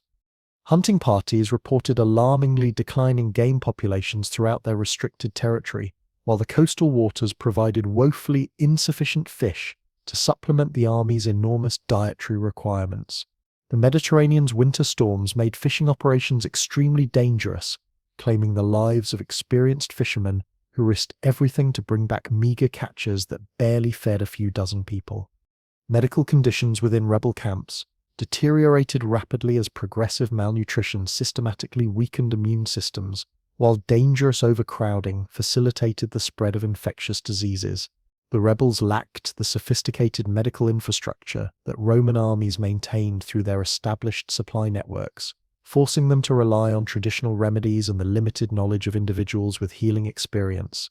Dysentery and other intestinal ailments became tragically common as sanitation systems designed for temporary encampments proved utterly inadequate for prolonged occupation by such massive numbers. The death toll from preventable diseases began approaching casualties suffered in military engagements, creating additional demoralization among fighters who had survived Roman swords only to face agonizing deaths from illnesses that proper medical care could have prevented. The harsh winter weather compounded these mounting challenges as rebels struggled desperately to maintain adequate shelter and warmth without access to the resources they had previously obtained through successful raiding operations. Brutium's mountainous terrain offered some natural protection from the elements, but the available caves and rocky overhangs provided insufficient shelter to house tens of thousands of people with any degree of comfort or safety. Improvised shelters constructed from whatever materials could be scavenged provided minimal protection against the cold rain and bitter winds that characterized the region's brutal winter climate. Fuel for essential heating fires became increasingly scarce, as accessible timber was rapidly consumed, forcing families to burn furniture, clothing, and anything else combustible just to survive another freezing night. Spartacus recognized with growing urgency that these deteriorating conditions would eventually destroy his army more effectively than direct Roman military action, making a breakout attempt not merely desirable but absolutely essential for the rebellion's survival. The Thracian commander's strategic analysis indicated that waiting for improved conditions would only worsen their desperate situation, as spring would bring renewed Roman military pressure, while their own capabilities continued declining through relentless attrition and spreading demoralization. The longer they remained trapped behind Crassus's wall, the weaker they would become, and the less likely any escape attempt would succeed. Time was their enemy now, not their ally, and decisive action was required before their window of opportunity closed forever. Planning for the winter breakout required careful consideration of multiple critical factors that would determine its success or catastrophic failure. The rebels needed to identify the weakest sections of the Roman fortification while simultaneously preparing their forces for the type of perfectly coordinated assault that would be necessary to breach the barrier before Roman reinforcements could seal any gaps created by their attack. Intelligence gathering became absolutely crucial as rebel scouts attempted to map Roman defensive positions, guard rotation schedules, and the structural characteristics of different wall sections that might prove vulnerable to concentrated attack. These reconnaissance missions were extraordinarily dangerous, as capture meant immediate execution, but the information they provided was essential for planning any realistic escape attempt. The reconnaissance operations revealed that Crassus had anticipated potential breakout attempts, and had positioned his forces with characteristic thoroughness. Roman camps were strategically located to provide overlapping fields of fire that could concentrate overwhelming defensive strength at any point where rebels might attempt to breach the fortifications. Sophisticated signal systems using fire beacons and horn calls enabled rapid communication between different sections of the Roman line, facilitating coordinated responses to rebel activities within minutes of detection. The wall's engineering incorporated advanced offensive features designed to channel attacking forces into predetermined killing zones, where Roman advantages in equipment and training could be maximized with devastating effectiveness. However, rebel scouts also identified potential weaknesses in the Roman defensive system that could be exploited through careful planning and perfectly coordinated action. The technical challenges of breaching Crassus's formidable fortification demanded innovative solutions that drew upon every diverse skill represented within the desperate rebel army.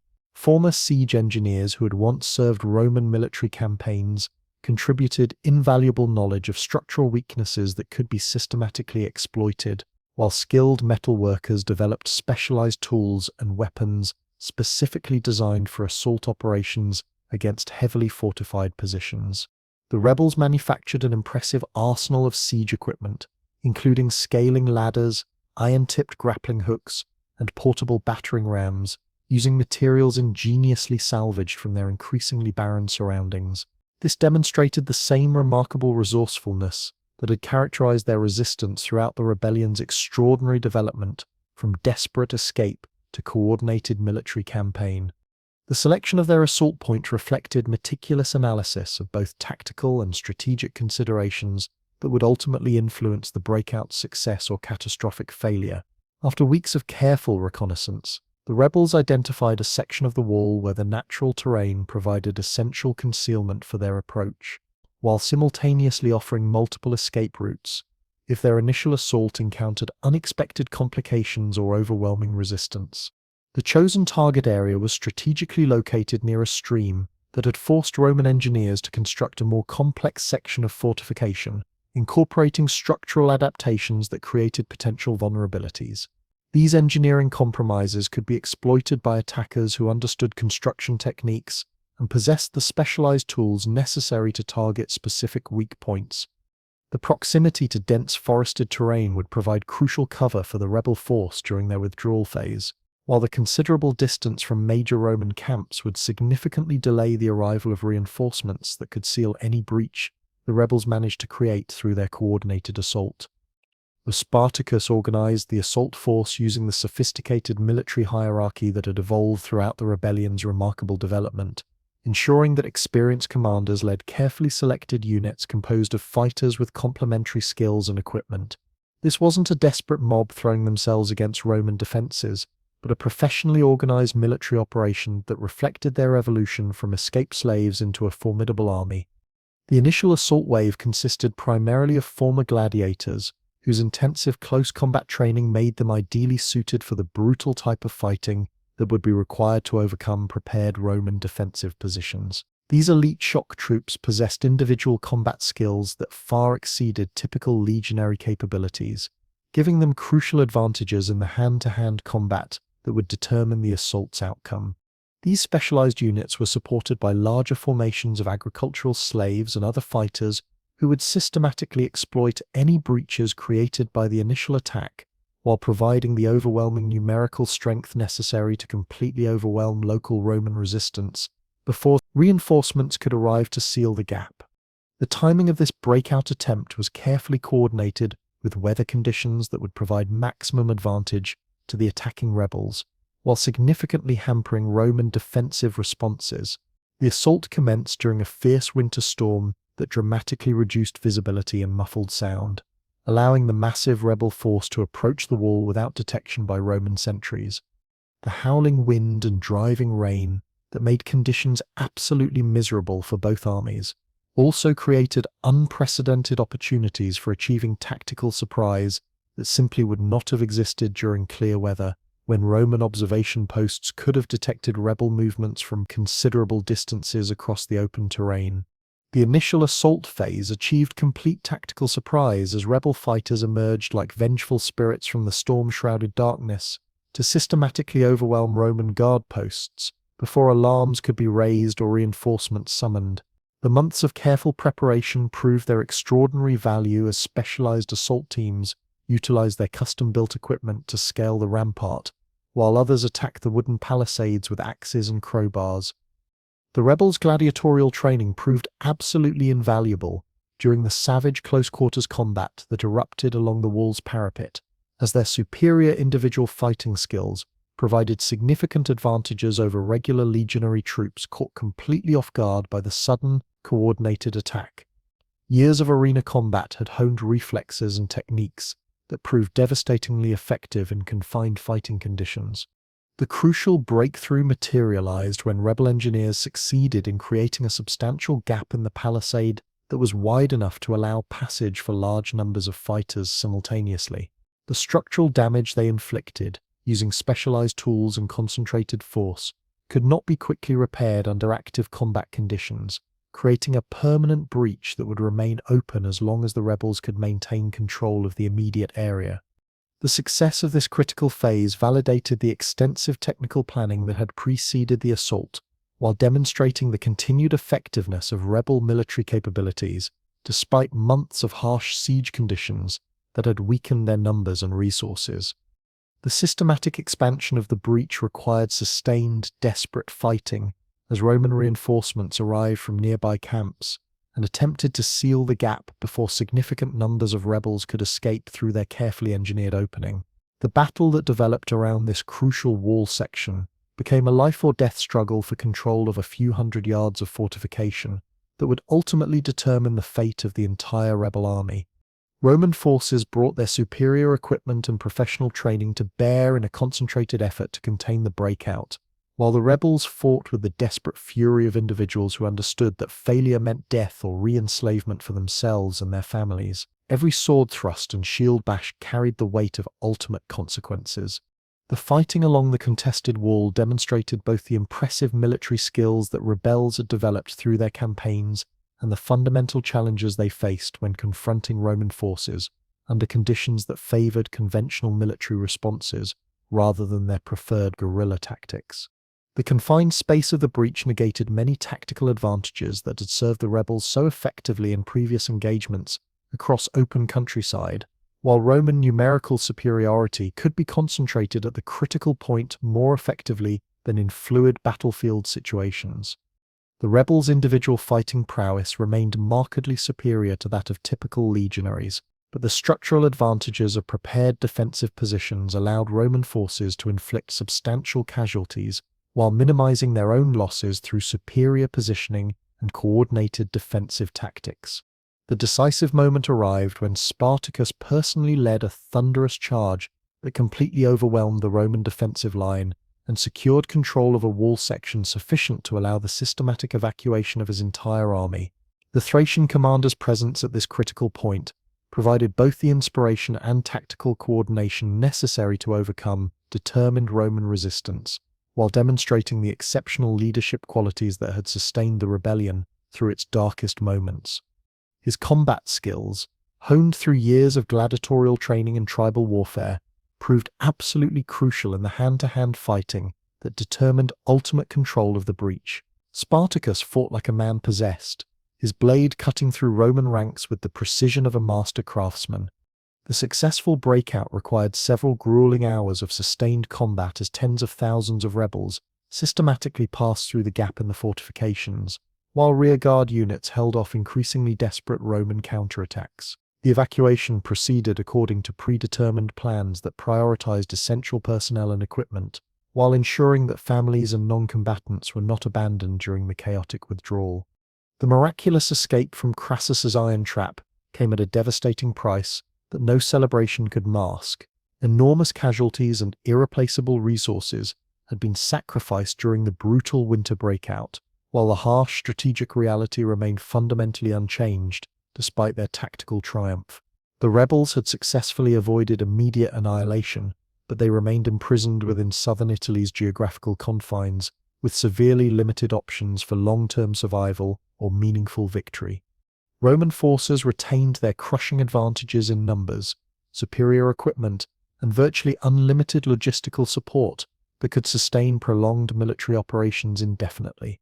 Meanwhile, the political shockwaves from the successful breakout reverberated throughout Rome like thunder from the gods, as news of Crassus's humiliating failure reached the capital and created fresh waves of panic about the deteriorating military situation across southern Italy.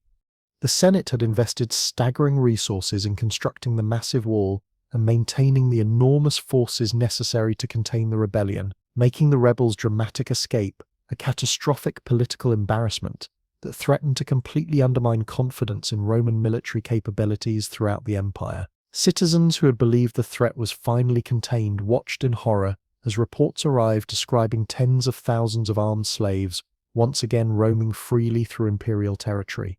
This failure raised serious questions about Crassus's leadership competence and strategic judgment, creating intense pressure within the Senate for alternative approaches to suppressing what had become Rome's most dangerous internal crisis in generations. Political enemies seized upon this setback to challenge the pressure's authority and demand fresh leadership that could achieve the decisive victory that continued to elude imperial forces.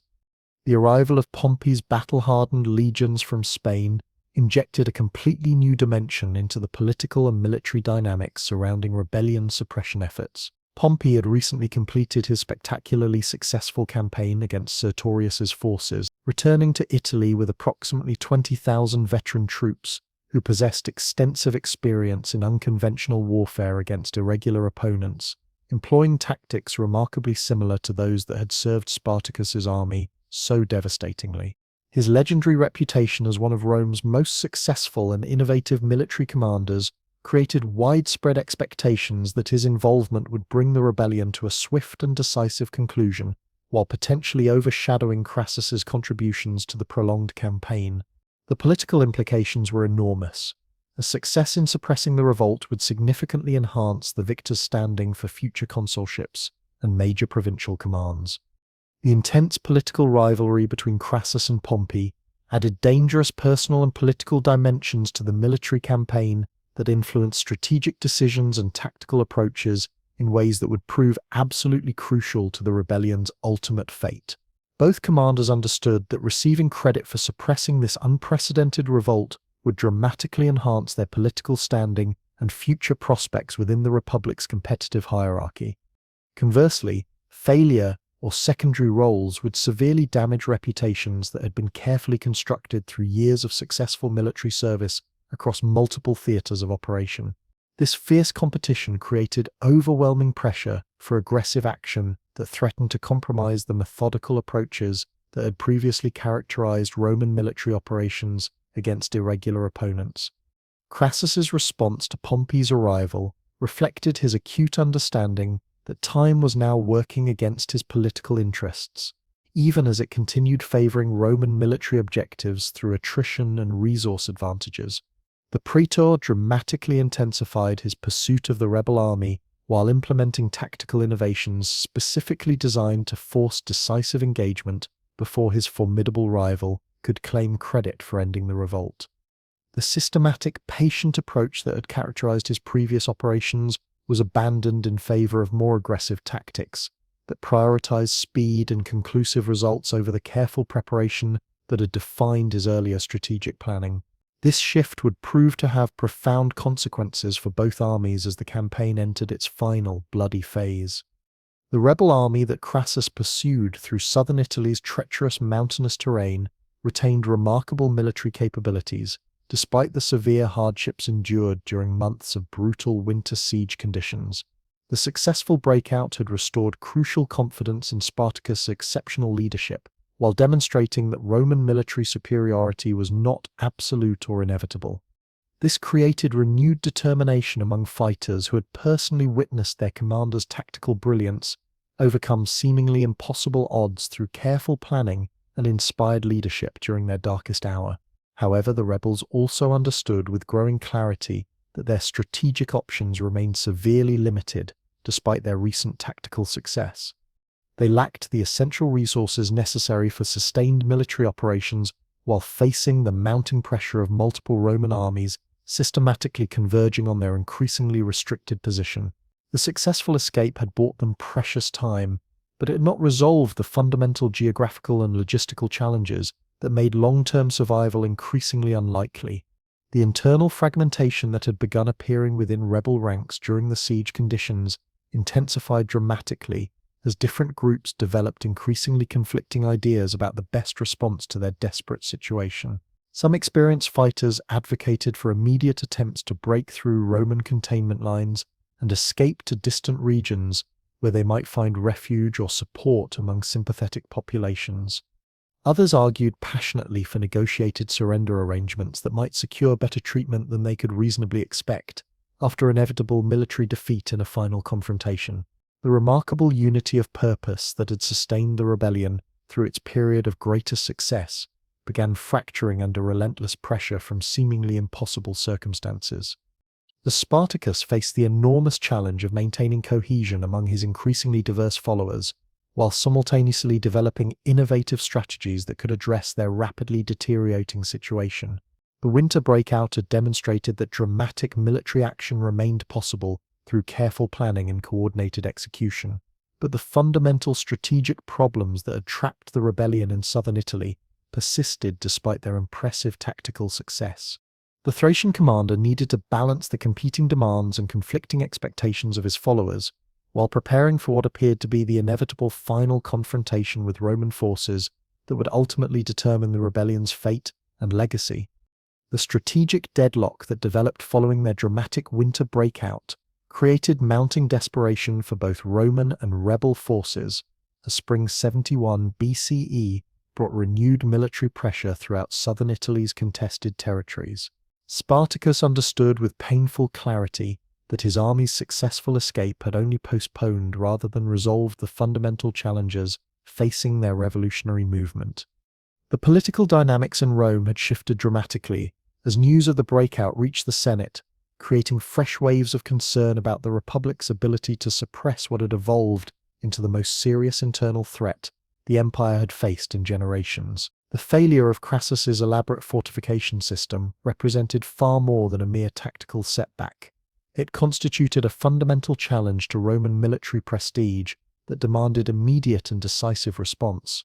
The appointment of additional commanders and mobilization of fresh resources reflected the gravity with which Roman authorities now viewed the rebellion's continued existence as a threat to imperial stability throughout the Mediterranean world. The psychological impact of Pompey's reputation as an undefeated commander created expectations of swift victory that increased pressure on all parties to seek the decisive confrontation that would finally determine whether freedom or slavery would triumph in this epic struggle.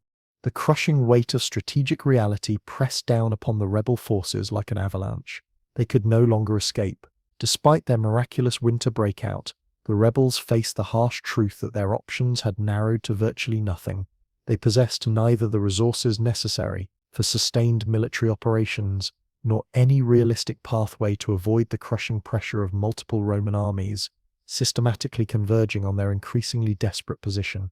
The internal dynamics within rebel leadership began reflecting the enormous strain of their deteriorating situation as different commanders developed increasingly conflicting strategies for addressing the seemingly impossible challenges they confronted. These weren't merely tactical disagreements, but fundamental philosophical divisions about the rebellion's ultimate purpose and acceptable outcomes. Passionate advocates emerged, arguing for immediate attempts to break through Roman encirclement and escape toward distant regions where they might discover refuge or support among sympathetic populations. These voices emphasized the rebellion's original goal of achieving freedom through geographic escape rather than military victory over imperial forces.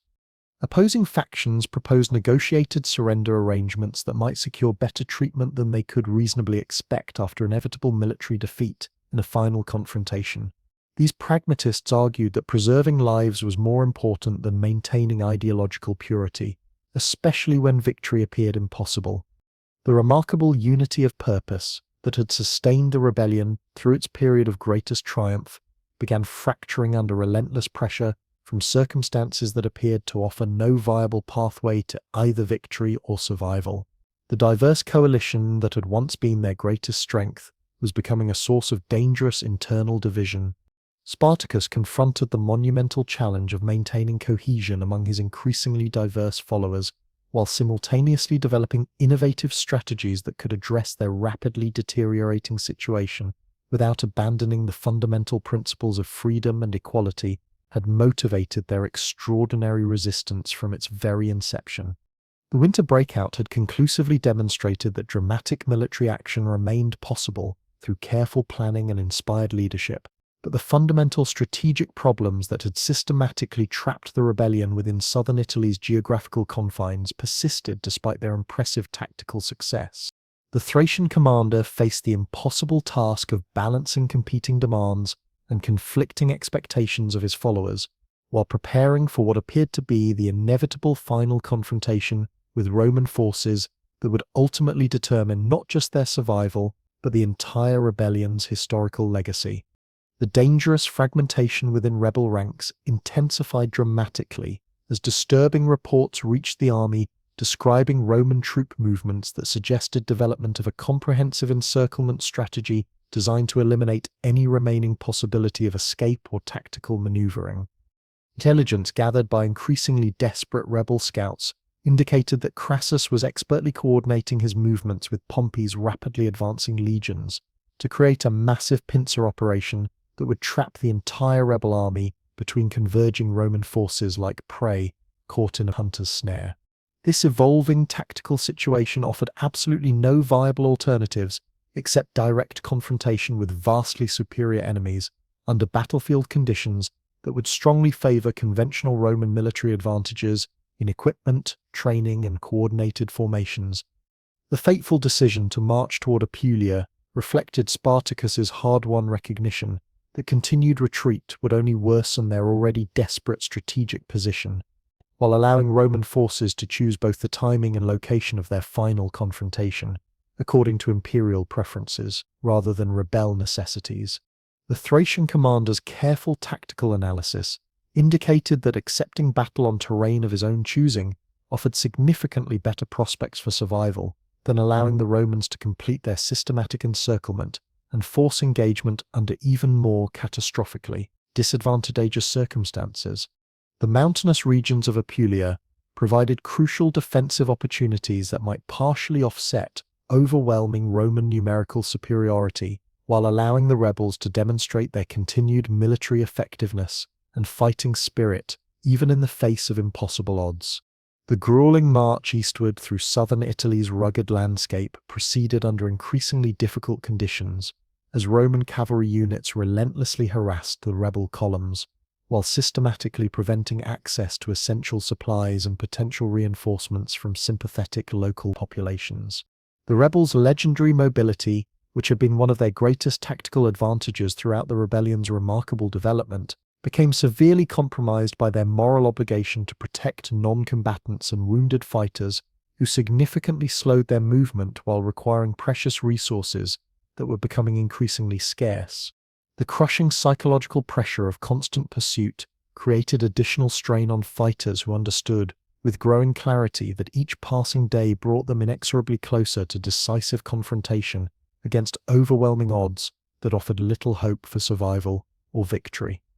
The final encampment established by rebel forces in Apulia's rolling hills reflected both their continued organizational capabilities and the increasingly desperate nature of their strategic situation.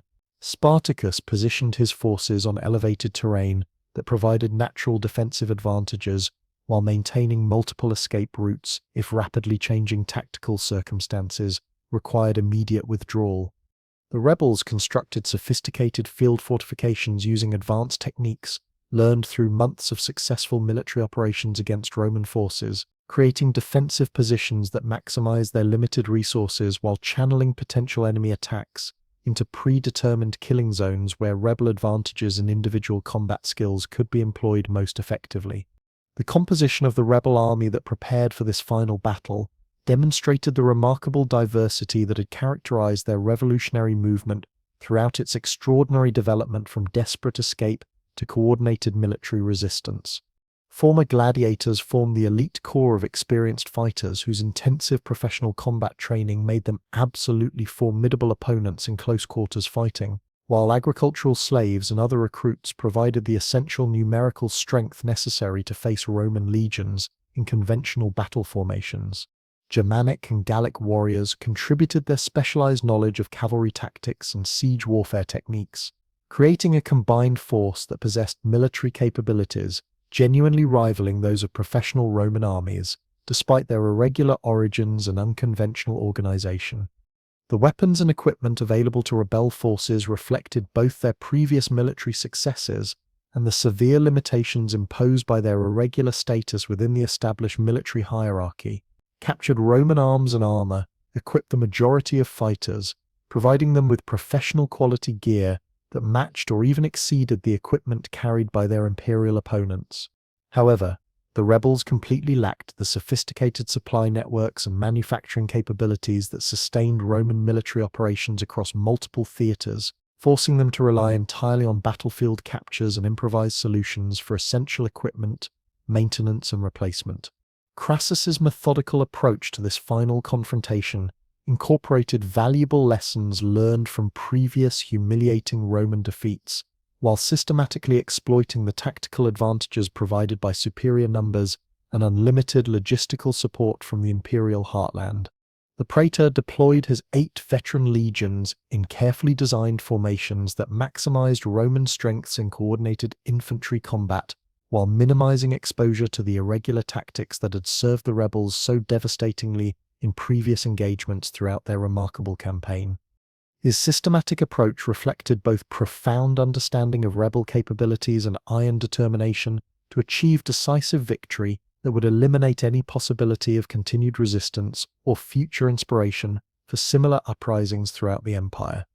The Roman battle line that formed across the Apulian hills represented the culmination of months of careful preparation and tactical innovation designed specifically to counter every advantage that had sustained rebel resistance through nearly 3 years of unprecedented success against imperial authority. The sporadic skirmishing that erupted from these fateful chance encounters escalated with terrifying speed as both commanders recognized that the moment of ultimate reckoning had finally arrived.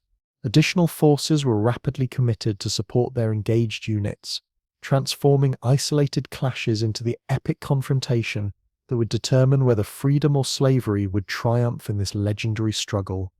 Spartacus personally led the rebel response to the advancing Roman forces, demonstrating the inspirational leadership by example that had earned him unwavering loyalty from fighters representing diverse backgrounds throughout the rebellion's extraordinary 3-year development. The Thracian commander's presence at the very front of the battle line provided both tactical coordination and spiritual inspiration that proved absolutely crucial during the savage fighting that characterized the engagement's brutal opening phases.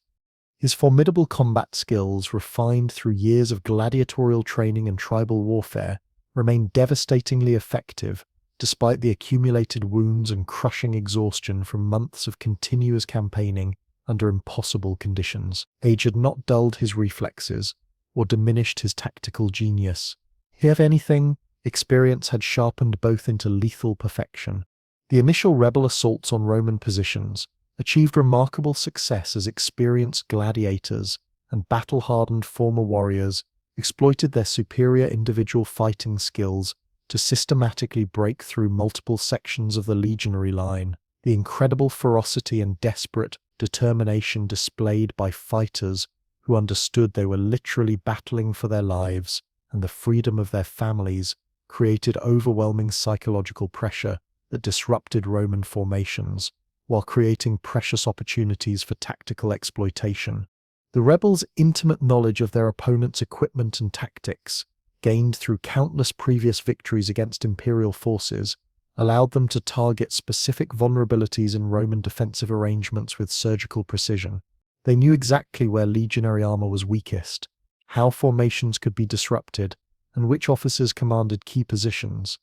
However, the fundamental advantages in overwhelming numbers, superior equipment, and professional organization that Roman forces possessed began gradually asserting themselves as the battle evolved into a sustained confrontation that favored conventional military strengths over individual prowess and guerrilla tactics.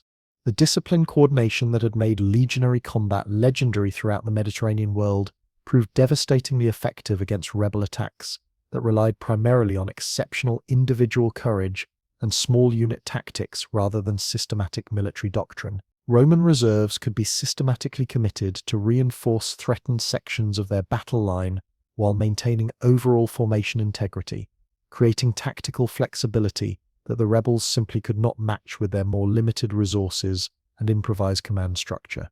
The decisive turning point materialized when Roman cavalry units succeeded in executing a brilliant outflanking maneuver that brought them crashing into the rebel rear areas, where non-combatants and essential supplies were desperately protected. This masterful tactical stroke forced Spartacus to make an impossible choice: abandon the civilians who had followed him throughout the rebellion, or weaken his main battle line by diverting his best fighters to protect them. His moral character demanded he protect the innocent, so significant numbers of his most experienced warriors were reluctantly withdrawn from the primary engagement to defend families and equipment against the cavalry assault. This decision weakened his ability to maintain devastating pressure on Roman positions while creating dangerous tactical complications that multiplied throughout the battlefield. The rebels suddenly found themselves fighting desperately on multiple fronts simultaneously, a nightmarish situation that strongly favored Roman advantages in coordination and numerical superiority. Their unified force was being systematically divided and destroyed piecemeal by superior strategy and overwhelming resources.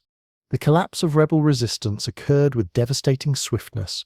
Once their tactical cohesion began fragmenting under relentless pressure, from coordinated Roman attacks converging from multiple directions, the individual courage and extraordinary fighting skills that had sustained rebel success throughout their remarkable 3-year campaign proved tragically insufficient to overcome the systematic advantages that professional Roman forces could bring to bear in conventional battle conditions. The retreat that began in isolated sections of the rebel line spread like wildfire as fighters recognized with growing horror that continued resistance would result only in meaningless death without achieving any tactical objectives that could save their comrades or families. Hope was dying as surely as their brothers in arms. The Spartacus died during the final desperate phases of the battle, fighting with legendary fury to rally his disintegrating forces while attempting one last impossible charge to reach Crassus and eliminate the Roman commander in personal combat. Contemporary accounts describe the Thracian leader's final charge as a heroic attempt to decapitate Roman leadership and create precious opportunities for his surviving followers to escape the slaughter. His death in combat, surrounded by the bodies of his most loyal followers who had died protecting their beloved commander, marked the effective end of organized rebel resistance and the tragic collapse of the most significant slave revolt in Roman history.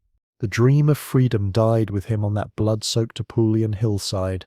The horrific aftermath revealed the complete destruction of the rebel army as an organized military force, with thousands of fighters killed during the engagement, and most survivors captured for brutal punishment or immediate re-enslavement.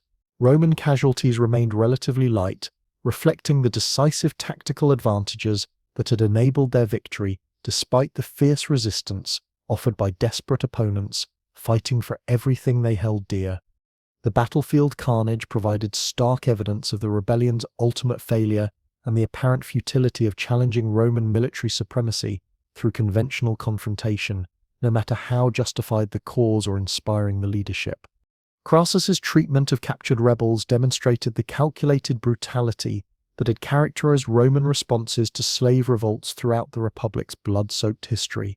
Approximately 6,000 prisoners were systematically crucified along the Appian Way between Capua and Rome, creating a horrific display designed to terrorize enslaved populations throughout the empire, while demonstrating the lethal consequences of rebellion against imperial authority. The crucifixions proceeded according to methodical schedules that maximized their psychological impact, while providing visible evidence of Roman power and absolute determination to maintain social order through fear and violence. This wasn't justice, it was systematic terrorism designed to crush the human spirit. The crucifixion process itself reflected the calculated cruelty that Roman authorities routinely employed to discourage future resistance among oppressed populations. The condemned rebels were brutally nailed to wooden crosses and abandoned to die slowly from exposure, dehydration, and eventual suffocation as their weakened bodies could no longer support their weight through hours or days of agony. The crosses were strategically positioned along the major highway, connecting southern Italy to Rome, ensuring that thousands of travelers would witness this gruesome spectacle and carry terrifying news of the rebels' fate throughout the empire. The message was unmistakable. This is what happens to those who dare dream of freedom. The systematic hunt for surviving rebels continued relentlessly for months after the main battle, as Roman forces methodically searched southern Italy's mountainous regions for scattered groups that had escaped the final confrontation. These mopping-up operations employed the same brutal efficiency that had characterized Crassus's overall campaign, using local informants and systematic area searches to locate and eliminate any remaining centers of resistance. Yet despite this apparent victory, the rebellion's legacy would prove impossible to crucify. The memory of Spartacus and his extraordinary fight for human dignity would inspire oppressed peoples for centuries to come, proving that some dreams of freedom are too powerful for any empire to destroy completely. The economic devastation unleashed by the rebellion created profound and lasting disruption across southern Italy's agricultural heartland that would echo through generations. The systematic destruction of vast estates and the catastrophic loss of enslaved workers required decades of painstaking reconstruction and replacement, fundamentally altering the region's productive capacity for years to come. The territories that had served as bloody battlefields during the rebellion's extraordinary 3-year development suffered extensive infrastructure damage that reduced their economic output for decades. Following the revolt's brutal suppression, entire agricultural systems had been shattered, irrigation networks destroyed, and processing facilities burned to the ground during the savage fighting that had swept across the countryside. The staggering costs of maintaining massive military forces during Crassus's extended campaign also severely strained Roman financial resources, contributing to the mounting fiscal pressures that would increasingly characterize the late Republic's declining years. The empire had been forced to mobilize unprecedented resources to crush what had begun as a simple gladiatorial escape, demonstrating the hidden economic vulnerabilities within the imperial system. Yet the symbolic significance of Spartacus' rebellion extended far beyond its immediate military and political consequences to profoundly influence concepts of freedom and resistance that would resonate powerfully throughout subsequent history. The electrifying image of enslaved gladiators successfully challenging the seemingly invincible might of the Roman Empire provided enduring inspiration for countless generations of oppressed peoples who sought to overthrow systems of exploitation and domination. The rebellion had demonstrated with startling clarity that even the most powerful imperial systems contained critical vulnerabilities that could be exploited by determined opponents possessing effective leadership and tactical innovation. No empire, regardless of its apparent invincibility, was immune to the transformative power of organized resistance, driven by the fundamental human desire for freedom and dignity. The historical accounts of the rebellion that survived from ancient sources reflected both the Romans' desperate need to understand how such a massive uprising had occurred and their equally urgent desire to minimize its significance for long-term imperial stability. This created a fascinating tension in the surviving records between honest analysis and political necessity. Writers like Plutarch and Appian emphasized the supposedly exceptional circumstances that had enabled the rebellion's initial success, while arguing that such catastrophic events were unlikely to occur under normal administrative conditions. However, their detailed descriptions of rebel military capabilities and sophisticated organizational achievements inadvertently provided compelling evidence of the remarkable resistance that enslaved populations could mount when provided with inspired leadership and favorable circumstances. The profound influence of Spartacus' rebellion on Roman military doctrine and imperial policy extended throughout the remaining centuries of Roman dominance, as authorities systematically implemented comprehensive measures designed to prevent similar uprisings, while maintaining the enslaved labor force that sustained imperial prosperity and luxury. The extensive reforms in gladiatorial training and slave management practices reflected hard-learned lessons from the rebellion's devastating development, while the dramatically enhanced military presence in regions containing large enslaved populations demonstrated the ongoing concern about potential resistance movements that could threaten imperial stability. The rebellion's transformative legacy influenced Roman approaches to provincial administration and social control mechanisms that would fundamentally characterize imperial policy for generations to come. The empire had learned that oppression, while effective, required constant vigilance and overwhelming force to maintain. The cultural impact of the Spartacus rebellion transcended its immediate historical context to become an enduring symbol of resistance against oppression that would inspire revolutionary movements throughout subsequent centuries of human struggle. The powerful story of escaped slaves successfully challenging imperial authority provided a compelling narrative template that could be adapted to various struggles for freedom and social justice across different cultures and time periods.